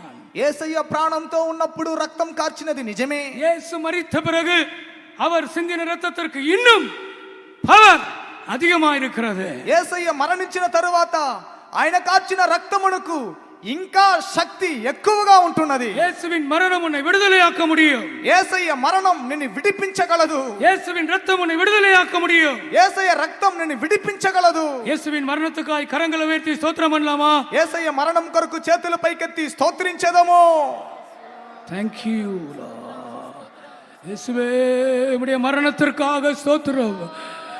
సిలువైలే நீர் మరితబడినాల్ స్తోత్రం. కల్వరి సిలువలో నా కొరకు, అయ్యా అందరి కొరకు, ప్రతి ఒక్కరు కొరకు మరణించి ఉన్నారయ్యా. స్తోత్రం తండ్రి, స్తోత్రం తండ్రి. ఆ మరణం ద్వారా విడుదల, విడుదల, విడుదల, విడుదల. ఆమేన్. இந்த ராத்திரியிலே இயேசுவின் இரத்தத்தை பற்றி நான் பேசிக் கொண்டிருக்கிறேன். ఈ రాత్రి యేసయ్య రక్తము గురించి నేను మాట్లాడుచున్నాను. இந்த இரவிலே இயேசுவின் மரணத்தை பற்றி நான் பேசிக் கொண்டிருக்கிறேன். ఈ రాత్రి సమయము యేసయ్య మరణమును గురించి నేను మాట్లాడుచున్నాను. ஆம், நீங்கள் விசுவாசித்தால் உங்கள் அடிமைப்படுத்தி வைத்திருக்கிற எந்த வல்லமையிலிருந்தும் நீங்கள் விடுதலை ஆவீர்கள். అవును, మీరు విశ్వసించినట్లయితే మిమ్మల్ని బానిసగా చేసిన ఎలాంటి శక్తిలో నుండైనా మీరు విడుదలను పొందగలరు. ஒரு நாள் ஒரு வாலிபர் கூட்டம் நடத்தி கொண்டிருந்தேன். ఒకరోజు ఒక యవ్వనస్తుల కూటం నడిపించుచూ ఉంటేని அப்போ நான் சொன்னேன், வீடியோ கேம்ஸ் அடிமையாக இருக்கவங்களாம் எழும்பி நில்லுங்கள் என்று சொன்னேன். అప్పుడు నేను చెప్పి తిని వీడియో గేమ్స్ కు బానిసగా ఉన్న వారందరూ లేచి నిలబడమని చెప్పి తిని கொஞ்சம் வாலிபர்கள் எழும்பி நின்றார். కొంతమంది యవ్వనస్తులు లేచి నిలబడిరి. நான் சொன்னேன், இப்பொழுது உங்களுக்காக நான் ஜெபிக்க போகிறேன் என்று சொன்னேன். అప్పుడు నేను చెప్పి తిని ఇప్పుడు నేను మీ కొరకు నేను ప్రార్థన చేయబోచున్నాను. எழும்பி நிற்கிற உங்களுக்காக நாங்கள் ஜெபிக்க போகிறோம். లేచి నిలబడే మీ కొరకు మేము ప్రార్థన చేయబోచున్నాం. உன் படிப்பு பாதிக்கப்பட்டிருக்கிறது, నీ చదువు బాధింపబడిను, உன்னுடைய ஃபியூச்சர் பாதிக்கப்பட்டிருக்கிறது, నీ యొక్క ఫ్యూచర్ బాధింపబడిను, நீ சரியா சாப்பிடுகிறது இல்லை, నువ్వు సరిగా భోజనం చేయటం நீ లేదు, சரியா தூங்குகிறது இல்லை, సరిగా నిద్రపోవటం లేదు, அந்த வீடியோ கேம்ஸுக்கு நீ அடிமையா இருக்கிறாய், నువ్వు వీడియో గేమ్స్ కు బానిసగా ఉంటున్నావు. உனக்கு விடுதலை தரும்படியா நாங்கள் ஜெபிக்க போகிறோம் என்று சொன்னோம். మీ విడుదల కొరకు మేము ప్రార్థన చేయబోచున్నామని చెప్పి తిమి எல்லாரும் நாங்கள் சேர்ந்து ஜெபித்தோம். అందరూ మేము చేరి ప్రార్థన చేసి తిమి கூட்டம் முடிந்து விட்டது. కూటం ముగింపబడిన என்னுடைய రూముக்கு போனேன். ఆ రూముకి వెళ్ళి తిని உடனே ஒரு ஃபோன் வந்து, వెంటనే నాకు ఒక ఫోన్ వచ్చింది. பாஸ்டர், எங்களுடைய மகன் மாறிவிட்டான் பாஸ்டர். పాస్టర్ గారండి, నా కుమారుడు మారిపోయాడు. என்ன ஆச்சுன்னு கேட்டேன். ఏం జరిగిందని అడిగి తిని எப்ப பார்த்தாலும் மொபைல்லே வீடியோ கேம்ஸ்ல இருப்பான் பாஸ்டர். ఎప్పుడు చూసినా మొబైల్లో వీడియో గేమ్స్ ఆడుకుంటా ఉంటాడు పాస్టర్ இந்த గారు. கூட்டத்திற்கு பிறகு ఈ కూటము తరువాత அவன் மாறிவிட்டான். అతడు మారిపోయాను. நான் நம்பவில்லை. నేను నమ్మలేదు. நான் சொன்னேன், அவனை அனுப்புங்கள், நான் அவனை பார்க்க வேண்டும் என்று சொன்னேன். నేను చెప్పాను, అతన్ని పంపించండి, నేను అతన్ని చూడాలి. அவன் வந்தான். అతడు వచ్చాడు. நான் கேட்டேன், உண்மையா அவர்கள் சொல்லுகிறது உண்மையா? నేను అడిగాను, నిజమే వాళ్ళు చెప్పేది నిజమేనా అని అడిగాను. நான் அடிமையா இருந்தேன், இயேசு என்னை விடுதலை ஆக்கினா. అవును, నేను బానిసగా ఉంటిని, యేసయ్య నన్ను విడిపించెను. ஒரே மாதத்தில் அவனுக்கு வேலை கிடைத்தது. ఆ నెలలోనే అతనికి ఉద్యోగం దొరికెను. ஒரே மாதத்தில் அவனுக்கு கல்யாணமானது. అదే నెలలోనే అతనికి వివాహం జరిగెను. நான் ஆச்சரியமாய் பார்த்து கொண்டிருந்தேன். నేను ఆశ్చర్యంగా చూచి తిని ஒரு మనిదனை தேவன் எப்படி விடுதலை ஆக்குகிறார், ఒక మనుషుణ్ణి దేవుడు ఏ విధంగా విడిపించుచున్నాడు அவன் చూడండి. விடுதலை ஆக்கப்படும் போது அவன் எவ்விதமாய் ஆசீர்வதிக்கப்படுகிறான். అతడు విడిపింపబడేటప్పుడు ఏ విధంగా అతడు நீ ఆశీర్వదింపబడుచున్నాడు. விடுதலை ஆக்கப்படும் வரைக்கும் இயேசு உன்னை ஆசீர்வதிக்க முடியாது. నువ్వు విడిపింపబడే వరకు యేసయ్య నిన్ను ఆశీర్వదించలేడు. வாலிப சகோதரனே, சகோதரியே, యవ్వన సహోదరి సహోదరుడా, நீ விடுதலை ஆக்கப்பட வேண்டும். నువ్వు విడుదల పొందవలెను. அப்படியானால் நீ ஆசீர்வதிக்கப்படுவாய். అలాగైతే నువ్వు ఆశీర్వదింపబడుదువు. சிலுவையை நோக்கி பார், శిలువను తేరి చూడుము. இயேசுவின் ரத்தத்தை நோக்கி பார். యేసయ్య రక్తమును తేరి చూడుము. ஆம், இயேசுவின் ரத்தம் உன்னை விடுதலையாக்கும். అవును, యేసయ్య రక్తం నిన్ను విడిపించును. உயிர்ப்பிக்கிற வல்லமை உங்களை விடுதலையாக்கும். పునరుద్ధాన శక్తి నిన్ను విడిపించును. வியாதிக்கு நீங்கள் அடிமையா இருக்கிறீர்களா? వ్యాధికి మీరు దాసులై ఉంటున్నారా? வியாதிக்கு நீங்கள் அடிமையா இருக்கிறீர்களா? వ్యాధికి మీరు బానిసగా ఉంటున్నారా? இயேசு உங்களை விடுதலையாக்குவார். యేసయ్య మిమ్మల్ని విడిపించుదురు. எந்த வியாதியும் இயேசு உங்களை விடுதலையாக்குவார். ఎలాంటి వ్యాధిలో నుండైనా యేసయ్యను మిమ్మల్ని విడిపించగలడు. உயிர்ப்பிக்கிற வல்லமை நம்முடைய நடுவில் இருக்கிறது. పునరుద్ధాన శక్తి మన మధ్యలో ఉంటున్నది. கிறிஸ்துவை மரித்தோரில் எழுப்பின வல்லமை, క్రీస్తుని మృతుల్లో నుండి లేపిన వాణ్ణి శక్తి, உங்களை குணமாக்கும் வல்லமை, మిమ్మల్ని స్వస్థపరిచే శక్తి. எத்தனை பேர் வியாதியிலிருந்து நீங்கள் அந்த அடிமைத்தனத்தை வெளியே வர வேண்டும் என்று விரும்புகிறீர்கள்? ఎంతమంది వ్యాధి అనే దాసత్వం నుండి బయటికి రాగోరుచున్నారు? அந்த ஆஸ்மாவிலிருந்து கர்த்தர் உங்களை விடுதலை ஆக்குகிறார். ఆస్తమాలో నుండి దేవుడు మిమ్మల్ని విడిపింపగోరుచున్నాడు. அந்த கேன்சர்லிருந்து கர்த்தர் உங்களை விடுதலை ஆக்குகிறார். క్యాన్సర్ లో నుండి దేవుడు మిమ్మల్ని విడిపింపగోరుచున్నాడు. அந்த ஹார்ட் ப்ராப்ளம்லிருந்து கர்த்தர் உங்களை விடுதலை ஆக்குகிறார். హార్ట్ ప్రాబ్లం లో నుండి దేవుడు మిమ్మల్ని அந்த విడిపింపగోరుచున్నాడు. கிட்னி ப்ராப்ளம்லிருந்து கர்த்தர் உங்களை விடுதலை ஆக்குகிறார். కిడ్నీ సమస్యల నుండి దేవుడు మిమ్మల్ని విడిపింపగోరుచున్నాడు. அந்த நுரையீரல் ப்ராப்ளம் உங்களை விடுதலை ஆக்குகிறார். ఆ ஊப்பிரித்திரத்துல సమస్యల నుండి దేవుడు మిమ్మల్ని విడిపింపగోరుచున్నాడు. அந்த லிவர் வியாதியிலிருந்து உங்களை கர்த்தர் விடுதலை ஆக்குகிறார். కాలేయ సమస్యల నుండి దేవుడు మిమ్మల్ని విడిపింపగోరుచున్నాడు. ஆம், அந்த வியாதி உன்னை அடிமைப்படுத்த முடியாது. ఆ వ్యాధి నిన్ను దాసులుగా మార్చనేరవు. அந்த வியாதி உன்னை அடிமைப்படுத்த முடியாது. ఆ వ్యాధి నిన్ను బానిసగా చేయనేరవు. இயேசுவின் நாமத்தினாலே, యేసు నామములో, இயேசுவின் நாமத்தினாலே, యేసు నామములో, ஓ உயிர்ப்பிக்கிற வல்லமையினாலே, పునరుద్ధాన శక్తి ద్వారా, பரிசுத்தாவின் வல்லமையினாலே పరిశుద్ధాత్మ శక్తి ద్వారా நீங்கள் விடுதலையாக்கப்படுகிறீர்கள். మీరు విడిపింపబడుదురు. உங்கள் வியாதி நீங்குகிறது. మీ వ్యాధి మీలో నుండి తొలగిపోవచ్చున్నది. பழைய காலத்திலே ఆ పాతకాలంలో ஒரு பாஸ்டர் இருந்தார். ఒక పాస్టర్ గారు ఉండేను. அவர் பேர் G Thomas.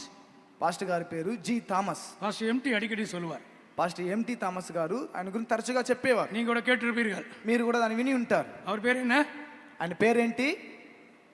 G Thomas. G Thomas. BG Thomas இல்லை,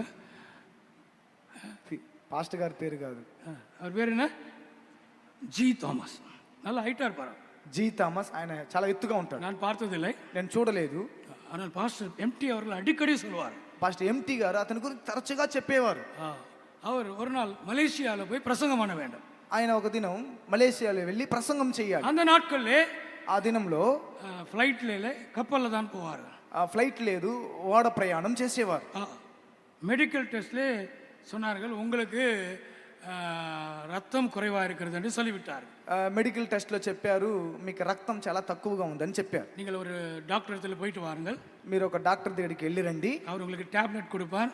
ఆయన మీకు టాబ్లెట్స్ ఇస్తాడు. அதை நீங்கள் சாப்பிட்டீங்கன்னா உங்களுக்கு அந்த ரத்தம் வந்துடும். ఆ టాబ్లెట్ మీరు తిన్నారంటే మీకు రక్తం పట్టును. சரி சரின்னு சொல்லி அவர் பாஸ்டர் ஜி தாமஸ் கேட்டு வந்துட்டார். సరే సరే అని చెప్పి పాస్టర్ జి థామస్ గారు అని విని వచ్చారు.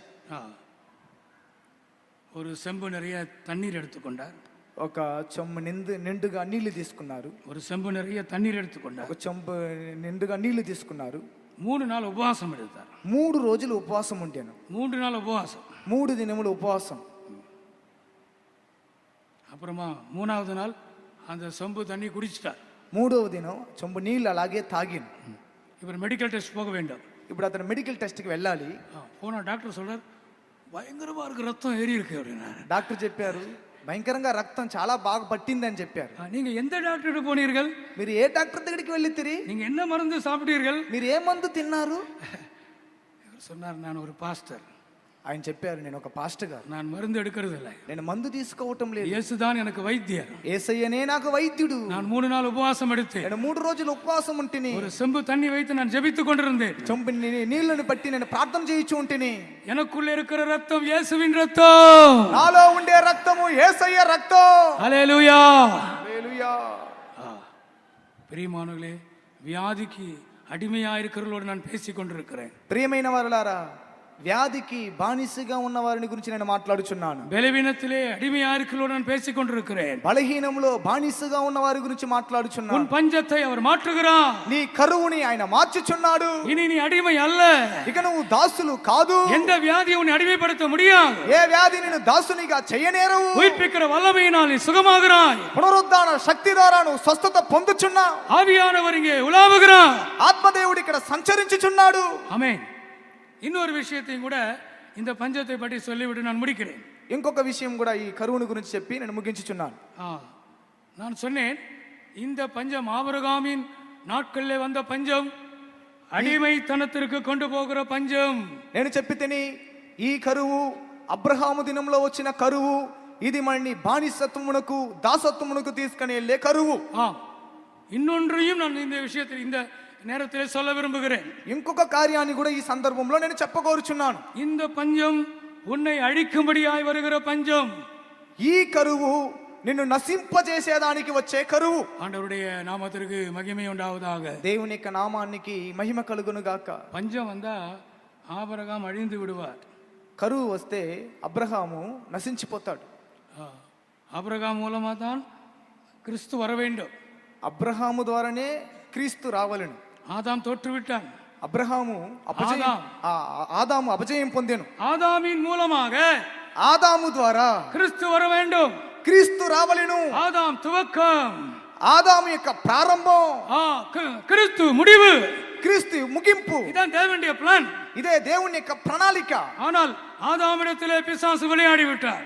అయితే ఆదాము విషయంలో అపవాది ఆట్లాడుకొనేను. தேவன் மேல் அவனுக்கு சந்தேகம் வந்து விட்டார். దేవుని మీద అతనికి సందేహం వచ్చెను. அவள் தொடக்கூடாது என்று சொன்ன கனியை புசித்து விட்டார்.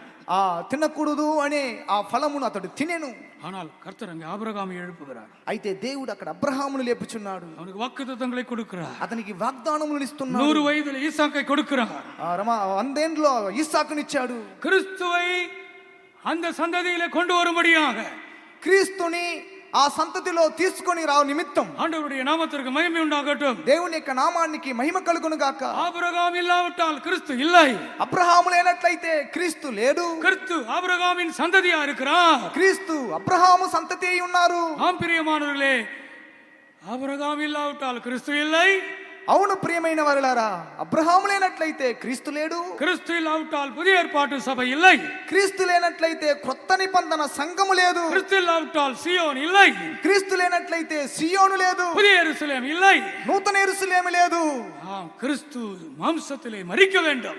క్రీస్తు శరీరములో మరణించవలెను. அதற்கு ஆபிரகாமை பாதுகாக்க வேண்டும். అందుకు అబ్రహాముని కాపాడవలెను. அவனுடைய சந்ததியை பாதுகாக்க வேண்டும். అతని యొక్క సంతానమును కాపాడవలెను. பஞ்சம் உன்னையும் உன் சந்ததியும் அழிக்கும்படியாய் வருகிறது. కరువు నిన్ను నీ సంతతిని నశింపు చేయ నిమిత్తం వచ్చుచున్నది. ஒரு ஆவிக்குரிய சந்ததியை அது அழிக்கும்படியாய் வருகிறது.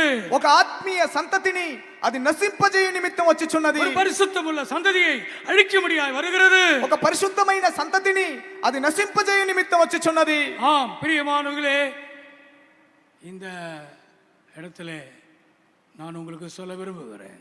అవును ప్రియమైన వారలారా, ఈ స్థలంలో నేను నీకు చెప్పగోరుచున్నాను, உன்னை ஒரு வல்லமே அழிக்க முடியாது. నేను ఏ శక్తి కూడా నశింపజేయవు. இந்த பிரதர் சாட்சி சொன்னார் இல்லையா? ఇప్పుడు బ్రదర్ గారు సాక్ష్యం చెప్పారు కదా.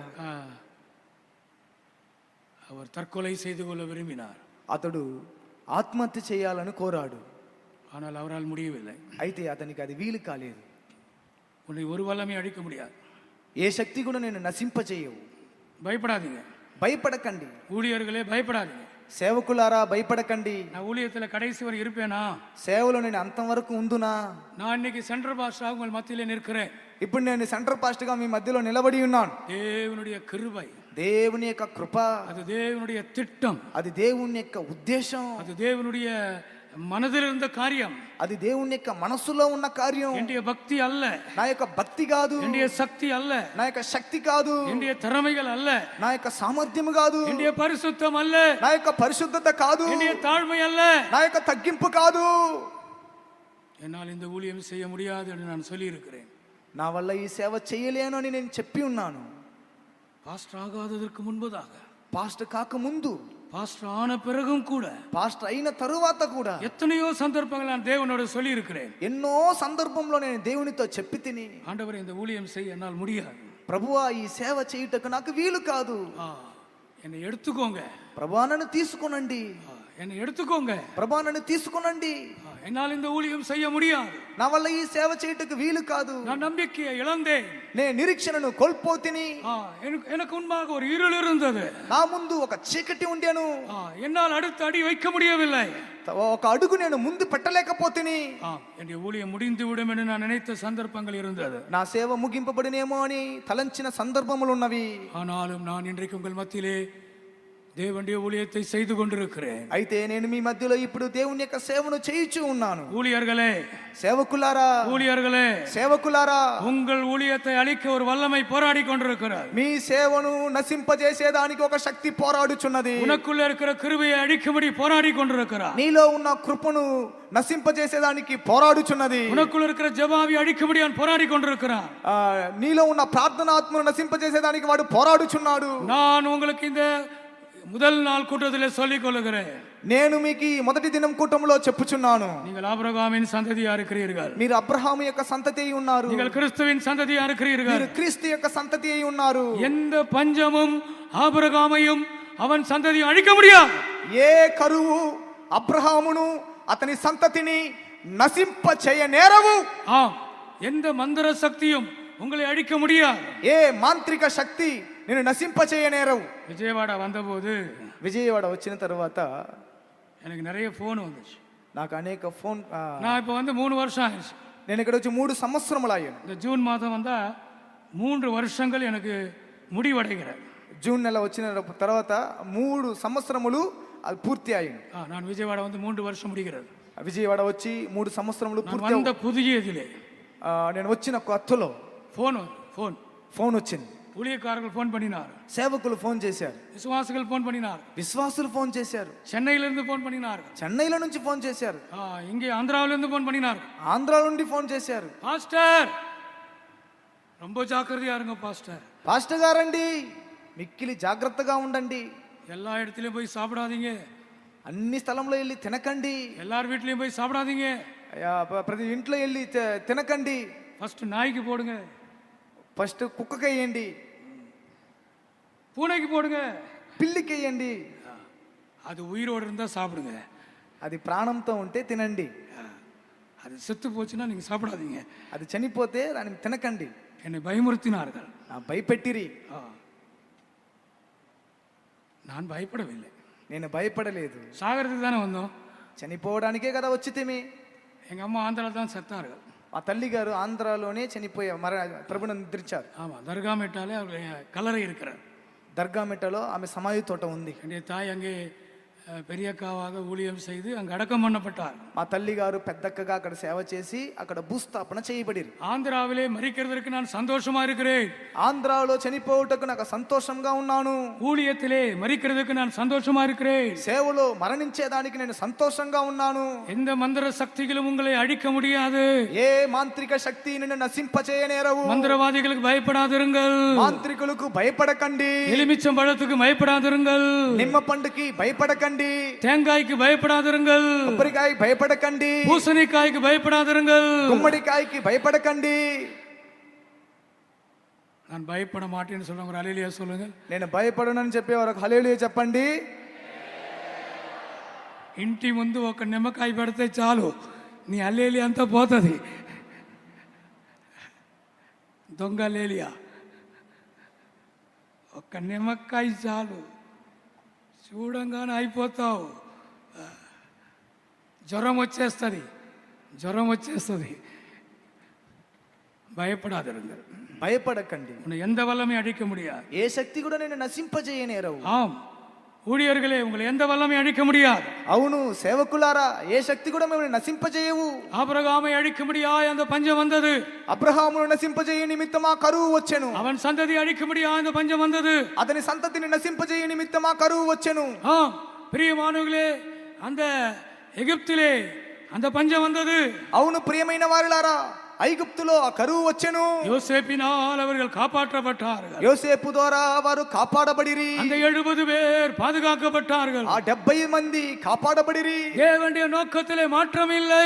ఉద్దేశం ఉన్నది. வாலிபர்களே, యవనస్తులారా, உங்களை குறித்து தேவனுக்கு ஒரு நோக்கம் இருக்கிறது. మీ గురించి దేవునికి ఒక ఉద్దేశం ఉన్నది.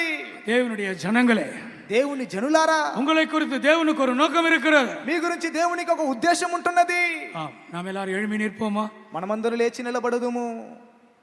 தயவு செய்து దయచేసి అందరూ లేచి నిలబడండి. தயவு செய்து దయచేసి நம்ம எல்லாரும் எழும்பி நிற்போமா? మనమందరూ లేచి నిలబడదుము. சில நிமிடங்கள் இந்த கூட்டத்தை நான் முடிக்க போகிறேன். కొన్ని నిమిషంలో ఈ కూటాన్ని నేను ముగించబోచున్నాను. எந்த வல்லமையும் உன்னை அழிக்க முடியாது. ఏ శక్తి కూడా నిన్ను నశింపజేయవు. எந்த மனிதனும் உன்னை அழிக்க முடியாது. ఏ మనుషుడు కూడా నిన్ను నశింపజేయ నేరడు. எந்த பிசாசும் உன்னை அழிக்க முடியாது. ఏ అపవాది నిన్ను నశింపజేయ నేరడు.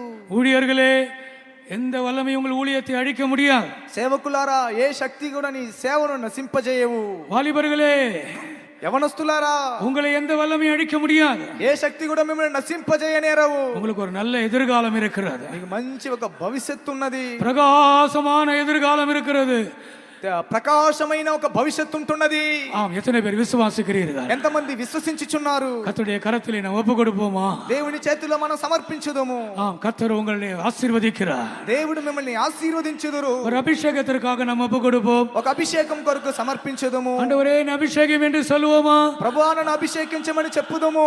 ஆண்டவரே, எனக்கு விரோதமான வல்லமைகளை அழித்தபடியால் ஸ்தோத்திரம் என்று சொல்லுங்கள். ప్రభువా, నాకు విరోధమైన శక్తులను నశింపజేసినందుకొరకై స్తోత్రములని చెప్పండి. குடும்பத்துக்கு விரோதமான வல்லமைகள் அழிக்கப்படுகிறது. కుటుంబమునకు విరోధమైన శక్తులు నశింపజేయబడుచున్నవి. உன் பிள்ளைகளுக்கு விரோதமான வல்லமைகள் அழிக்கப்படுகிறது. మీ పిల్లలకు విరోధమైన శక్తులు నశింపజేయబడుచున్నవి. மந்திர சக்திகள் அழிக்கப்படுகிறது. మాంత్రిక శక్తులు నశింపజేయబడుచున్నవి. பிசாசின் வல்லமைகள் அழிக்கப்படுகிறது. అపవాది శక్తులు నశింపజేయబడుచున్నవి. இயேசுவின் நாமத்திலே, యేసు నామములో, இயேசுவின் நாமத்திலே, యేసు నామములో இந்த பஞ்சம் உன்னை அழிக்க முடியாது. ఈ కరువు నిన్ను నశింపజేయవు. இந்த பஞ்சம் உன்னை அழிக்க முடியாது. ఈ కరువు నిన్ను నశింపజేయ నేరవు. ஆபிரகாமை பாதுகாத்தது போல, అబ్రహామును కాపాడినట్లుగా, அந்த சந்ததியை பாதுகாத்தது போல, ఆ సంతతిని కాపాడినట్లుగా உன்னை உன் குடும்பத்தையும் கர்த்தர் பாதுகாப்பார். నిన్నును నీ కుటుంబాన్ని దేవుడు కాపాడుదురు. உன்னை உன் சபையும் கர்த்தர் பாதுகாப்பார். నిన్నును నీ సంఘమును దేవుడు కాపాడుదురు. உன்னை உன் ஊழியத்தையும் கர்த்தர் பாதுகாப்பார். నిన్నును నీ సేవను కాపాడుదురు. ஹல்லேலூயா, ஹல்லேலூயா, ஹல்லேலூயா, ஹல்லேலூயா, హల్లెలూయా ఆమేన్ హల్లెలూయా హల్లెలూయా రబకరబకతురబారియా రబారియా హల్లెలూయా విరోధముగా రూపించిన ఈ విదాయుధమును వర్ధిల్లదు. నీకు విరోధముగా రూపించిన ఈ విదాయుధమును వర్ధిల్లదు. శత్రువులు మిత్రులుగా మారుదురు. శత్రువులు మిత్రులుగా మారుదురు. ఆమేన్ నీకు విరోధముగా రూపించిన ఈ విదాయుధమును వర్ధిల్లదు. నీకు విరోధముగా రూపించిన ఈ విదాయుధమును వర్ధిల్లదు. శత్రువులు మిత్రులుగా మారుదురు. శత్రువులు మిత్రులుగా కరబకరబకరబకరబారియా నీకు విరోధముగా రూపించిన ఈ విదాయుధమును వర్ధిల్లదు. నీకు విరోధముగా రూపించిన ఈ విదాయుధమును వర్ధిల్లదు. శత్రువులు కరబారియా కరబారియా కరబారియా కతురారియా శత్రువులు మిత్రులుగా మారుదురు. నీకు విరోధముగా రూపించిన ఈ విదాయుధమును వర్ధిల్లదు. నీకు విరోధముగా రూపించిన నీకు విరోధముగా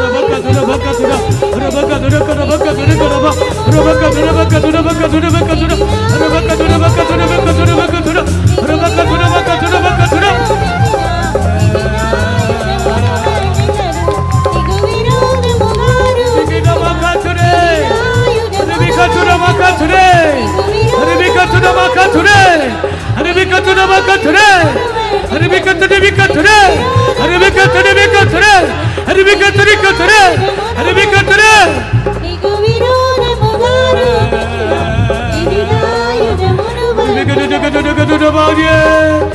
హల్లెలూయా హల్లెలూయా హల్లెలూయా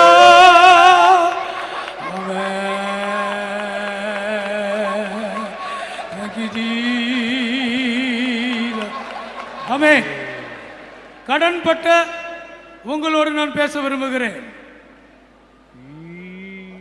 கடன் பட்ட உங்களோடு நான் பேச விரும்புகிறேன். అప్పుల పాలైన మీతో నేను మాట్లాడగోలుచున్నాను. பைபிளில் ஒரு வசனம் இருக்கிறது. బైబిల్లో ఒక వాక్యం ఉంది. கடன் வாங்கினவன் கடன் கொடுத்தவனுக்கு அடிமை.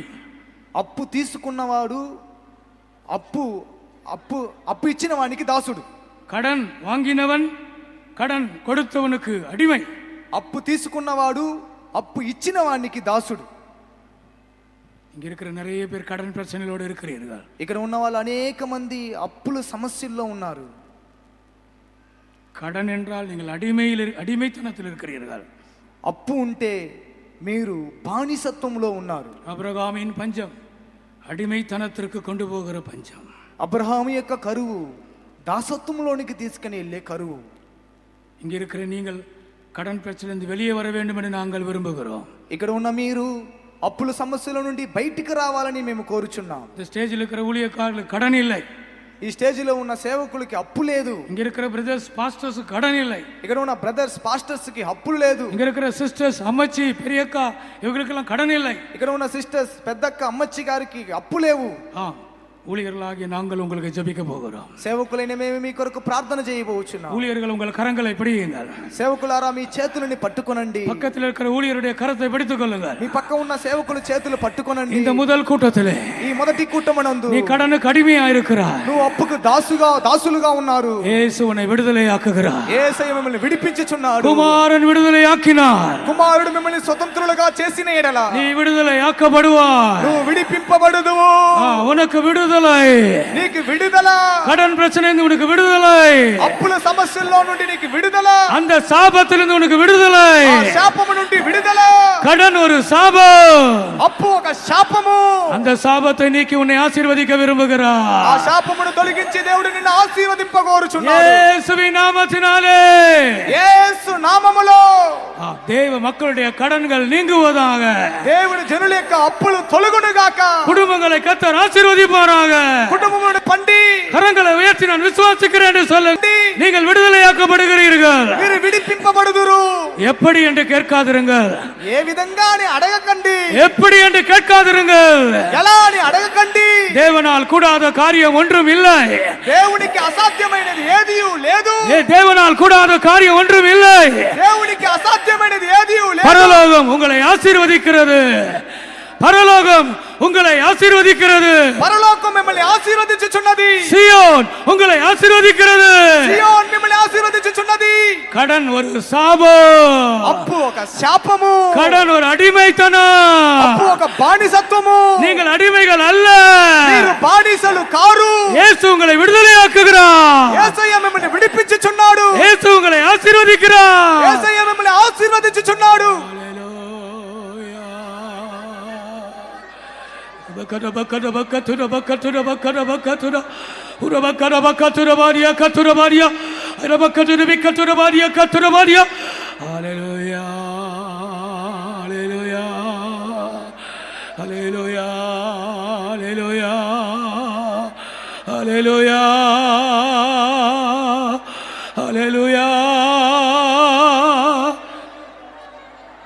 பஸ்கா ஆட்டுக்குட்டியின் ரத்தம். పస్కా గొర్రె పిల్ల యొక్క రక్తము. பஸ்கா ஆட்டுக்குட்டியின் ரத்தம் పస్కా గొర్రె పిల్ల యొక్క రక్తం உங்களை விடுதலையாக்குகிறது. మిమ్మల్ని విడిపించుచున్నది. ஆண்டவர் அந்த பஸ்காவை புசிக்கும் போது சொன்னாராம், దేవుడు చెప్పాను, పస్కాను భుజించేటప్పుడు చెప్పాను, அந்த ரத்தத்தை உங்கள் நிலைக்கால்கள் வாசல்களிலே மேற்சட்டத்திலே நிலைக்கால்களே தெரியுங்கள். ఆ రక్తమును మీ యొక్క గుమ్మముల మీదను నిలువుట కమ్ముల మీదను దాన్ని ప్రోక్షించండి. அது மாத்திரமல்ல, అది మాత్రము కాదు, நீங்கள் உங்கள் அறையை கட்டிக்கொள்ளுங்கள். మీ నడుముని మీరు కట్టుకొనండి. நீங்கள் உங்கள் பாதரட்சியை உடுத்திக் கொள்ளுங்கள். మీ పాదరక్షలను మీరు తొడుగుకొనండి. அதுக்கப்புறம் சாப்பிடுங்க. దానికి తరువాత దాన్ని తినండి. அந்த ஆட்டுக்குட்டியின் மாம்சத்தை சாப்பிடுங்கள். ఆ గొర్రె పిల్ల యొక్క మాంసమును తినండి. அந்த அந்த அந்த அந்த கீரையை சாப்பிடுங்கள். ఆ చేదు కూరను తినండి. அந்த அப்பத்தை சாப்பிடுங்கள். ఆ రొట్టెను తినండి. நல்லா ட்ரெஸ் பண்ணிட்டு சாப்பிட சொல்றார். మంచిగా డ్రెస్ చేసుకొని తినమన్నాడు. பெல்ட் கட்டிக்கொண்டு சாப்பிட சொல்றார். బెల్ట్ కట్టుకొని తినమన్నాడు. செருப்பு போட்டுக்கொண்டு சாப்பிட சொல்லுகிறார். చెప్పులు వేసుకొని తినమంటున్నాడు. அதன் அர்த்தம் என்ன தெரியுமா? దాని యొక్క అర్థం ఏంటో తెలుసా? அந்த ஆட்டுக்குட்டியின் மாம்சத்தை புசிக்கும் போது, ఆ గొర్రె పిల్ల యొక్క మాంసమును తినేటప్పుడు உனக்கு விடுதலை. నీకు విడుదల உடனே, వెంటనే. நாளைக்கு அல்ல, రేపు కాదు, அடுத்த மாதம் அல்ல, వచ్చే నెల కాదు, இப்பொழுதே. ఇప్పుడే. எத்தனை பேர் நம்புகிறீர்கள்? ఎంతమంది నమ్ముచున్నారు? இயேசுவின் ரத்தத்தை உரிமை பாராட்டுங்கள். యేసయ్య రక్తాన్ని హక్కు చూపించండి. இயேசுவின் ரத்தத்தை உரிமை பாராட்டுங்கள். యేసయ్య రక్తాన్ని హక్కు చూపించండి. இயேசுவின் மரணத்தை உரிமை பாராட்டுங்கள். యేసయ్య మరణమును హక్కు చూపించండి. அற்புதம் நாளைக்கல்ல, అద్భుతము రేపు కాదు, விடுதலை நாளைக்கல்ல, విడుదల రేపు కాదు, ஆசீர்வாதம் நாளைக்கல்ல, ఆశీర్వాదం రేపు కాదు, இன்றைக்கே, ఈ దినమే, இப்பொழுதே, ఇప్పుడే, இந்த கூட்டத்திலே, ఈ కుటుంబనందే, இந்த ராத்திரியிலே, ఈ రాత్రి సమయమునందే ஆசீர்வாதங்களை பெற்றுக்கொள்ளுங்கள். ఆశీర్వాదమును పొందండి.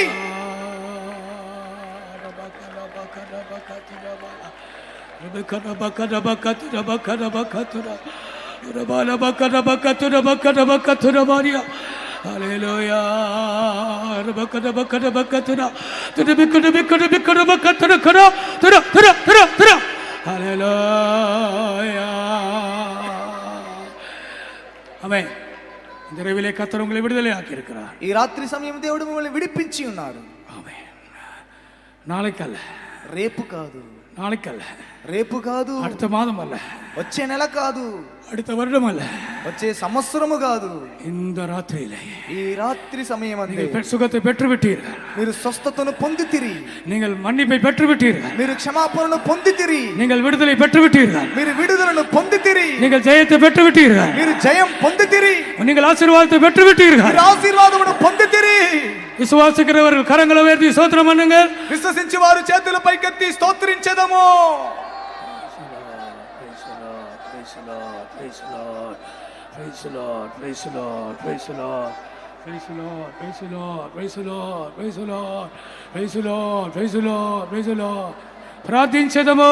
ప్రేమ స్వరూపుడైనటువంటి మా ఉన్నతమైనటువంటి దేవా, మీ ఉన్నతమైన కృప కొరకై స్తోత్రం చెల్లించున్నాను దేవా. ఏక సాయంకాల వేళలో స్వామి పరలోకం మా కొరకై తెరవబడి ఉన్నది కనుక స్తోత్రం చెల్లించున్నాను దేవా. ఇక సాయంకాల వేళలో ప్రభా మీరు మా మధ్యలోనికి వచ్చినారు స్వామి, మమ్మల్ని ఒక్కొక్కను కూడా చూచున్నారు కనుక స్తోత్రం చెల్లించున్నాను దేవా. మా అమ్మ చెప్పినట్లుగానే స్వామి అన్నపానము లేనటువంటి క్షామం కాదు కానీ యెహోవా వాక్కు దొరకలేనటువంటి క్షామం రాబోతున్నదని చెప్పినారు కనుక స్తోత్రం. అది నిజం, నమ్మకమైనది కనుక స్తోత్రం చెల్లించున్నాను దేవా. అటువంటి క్షామం రాబోతున్నది కనుక స్తోత్రం. అటువంటి క్షామంలో మేము తప్పించుకుని అంటే ప్రభా ఈ యొక్క దినాల్లో మీ దేవుని బిడ్డలైనటువంటి వారందరూ కూడా మీరు నన్ను ఆశ్రయించమని దీవించి సాయం చేయమని నడుచున్నా, మీతో జీవించడం సాయం చేయమని నడుచున్నాను దేవా.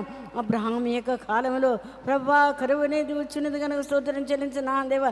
అతడు కనాన్లో నుండి ఐగుప్తుకి వెళ్ళినాడని చెప్పడుతా ఉంది కనుక స్తోత్రం. ఐగుప్తుకు వెళ్ళినందున స్వామి యేసు ఆగరినటువంటి స్వామి ఆయన దాసరాలకు దాసైన ప్రభా అతను ప్రేమించినాడు కనుక స్తోత్రం. అందువల్ల ఆగరు ఇష్మాయిల్ జన్మించినాడని చెప్పడతా ఉంది కనుక స్తోత్రం. అతడు దాసుడుగా ఉన్నాడని చెప్పడతా ఉంది కనుక స్తోత్రం.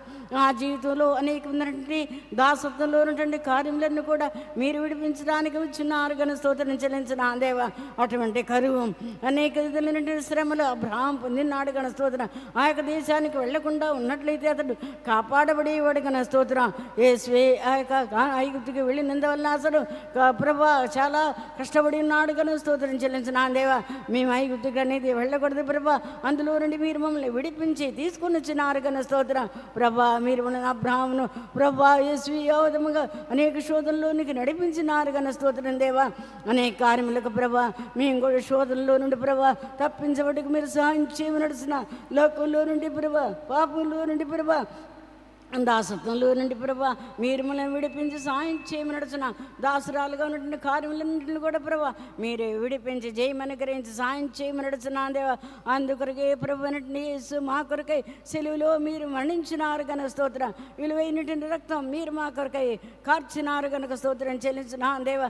ప్రక్కటెముకలో స్వామి ప్రభా బళ్ళెముతో పొడిచినప్పుడు ఆ రక్తం అనేది కారి ప్రభా మీరు మరణించినందువల్ల ప్రభా మీరు మాకు విడుదల ఇచ్చినారు. మా యొక్క పాపంలో నుండి మా యొక్క అక్రమంలో నుండి మా యొక్క న్యాయంలో నుండి దాసత్వంలో నుండి ప్రభా మీరు మమ్మల్ని విడిపించినారు కనుక స్తోత్రం. అబ్రహాం యొక్క సంతానంలో నుండి క్రీస్తు వచ్చినారు కనుక స్తోత్రం. ఇదే కృతమైన సంఘమైనటువంటి దైవ ఆలయంలోనికి మీరు మమ్మల్ని నడిపించినారు కనుక స్తోత్రం.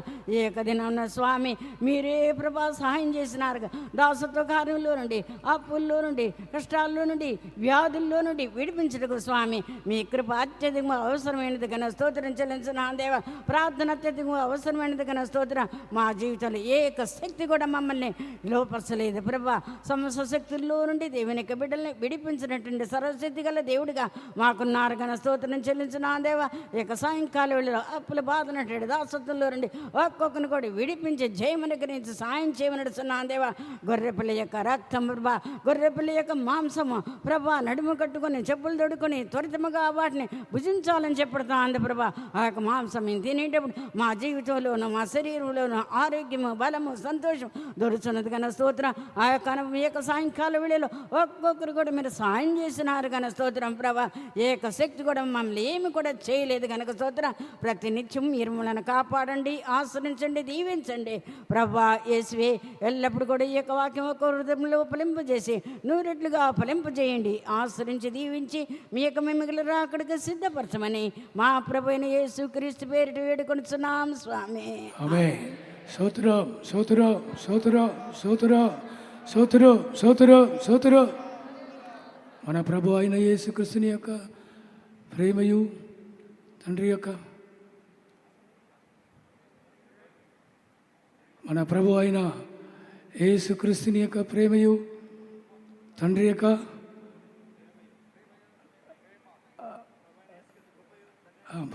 మన ప్రభు అయిన యేసుక్రీస్తుని యొక్క కృపయు తండ్రి యొక్క ప్రేమయు పరిశుద్ధాత్మ సహవాసం మనందరితో ప్రభు నీ రాకడ వరకు ఎల్లప్పుడూ తోడే ఉండనుగాక. హల్లెలూయా హల్లెలూయా అందరూ కలిసి హల్లెలూయా చెప్పండి. హల్లెలూయా. Praise Lord. అందరికీ ప్రైజ్ లార్డ్. వచ్చిన వారందరికీ భోజనం కలదు. మాకు కుడివైపుగా ఈ హాల్కి వెలుపల సహోదరులకు, ఈ స్టేడియం వెలుపల ఎడమ వైపుగా సహోదరులకు భోజనము సిద్ధపరచబడి ఉన్నది. విశ్వాసులైన వారు, దూర ప్రాంతం నుంచి వచ్చిన వారు, ఇక్కడ బస చేయగోరిన వారికి ఇక్కడ మా కుడివైపున హాల్కి బయట బ్యాంక్వెట్ హాల్ ఉన్నది.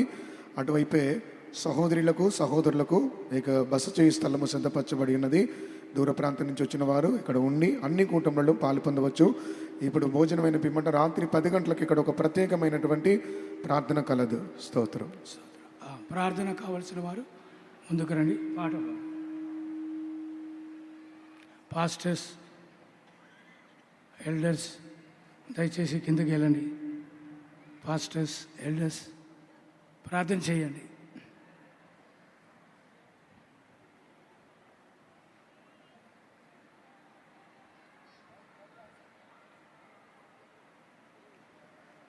త్వరగా పాస్టర్స్ ఆలోచిస్తున్నారు. కల్వారిలో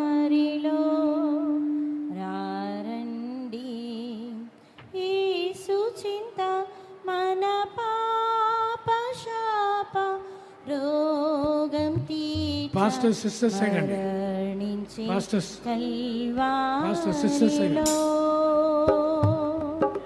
జ్ఞాన వైద్యునిగా బహు ప్రీతిగా శిల్వలో ఘోర వ్యాధులన్నీ తీర్చినుగా, జ్ఞాన వైద్యునిగా బహు ప్రీతిగా శిల్వలో ఘోర వ్యాధులన్నీ తీర్చినుగా, క్షమించెను పాపమును, తీర్చెను మన శాపములను, మిమ్ము ప్రేమతో పిలుచుచుండే, క్షమించెను పాపమును, తీర్చెను మన శాపములను, మిమ్ము ప్రేమతో పిలుచుచుండే. రారండి, యేసు చింత మన పాప రోగ శాపం తీర్చ మరణించే కల్వారిలో,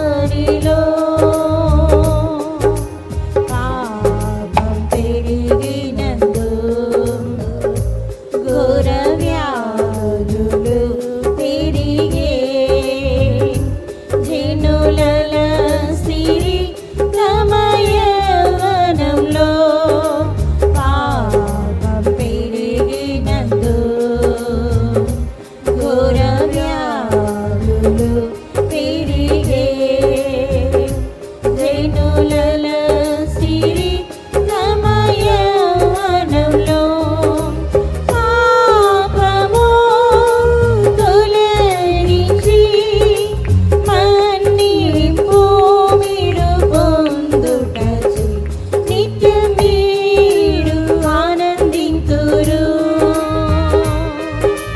పాపము తొలగించి మన్నింపు మీరు పొందుటచే నిత్యం మీరు ఆనందింతురు. రారండి, యేసు చింత మన పాప శాప రోగం తీర్చ మరణించే కల్వారిలో, రారండి, యేసు చింత మన పాప శాప రోగం తీర్చ మరణించే కల్వారిలో,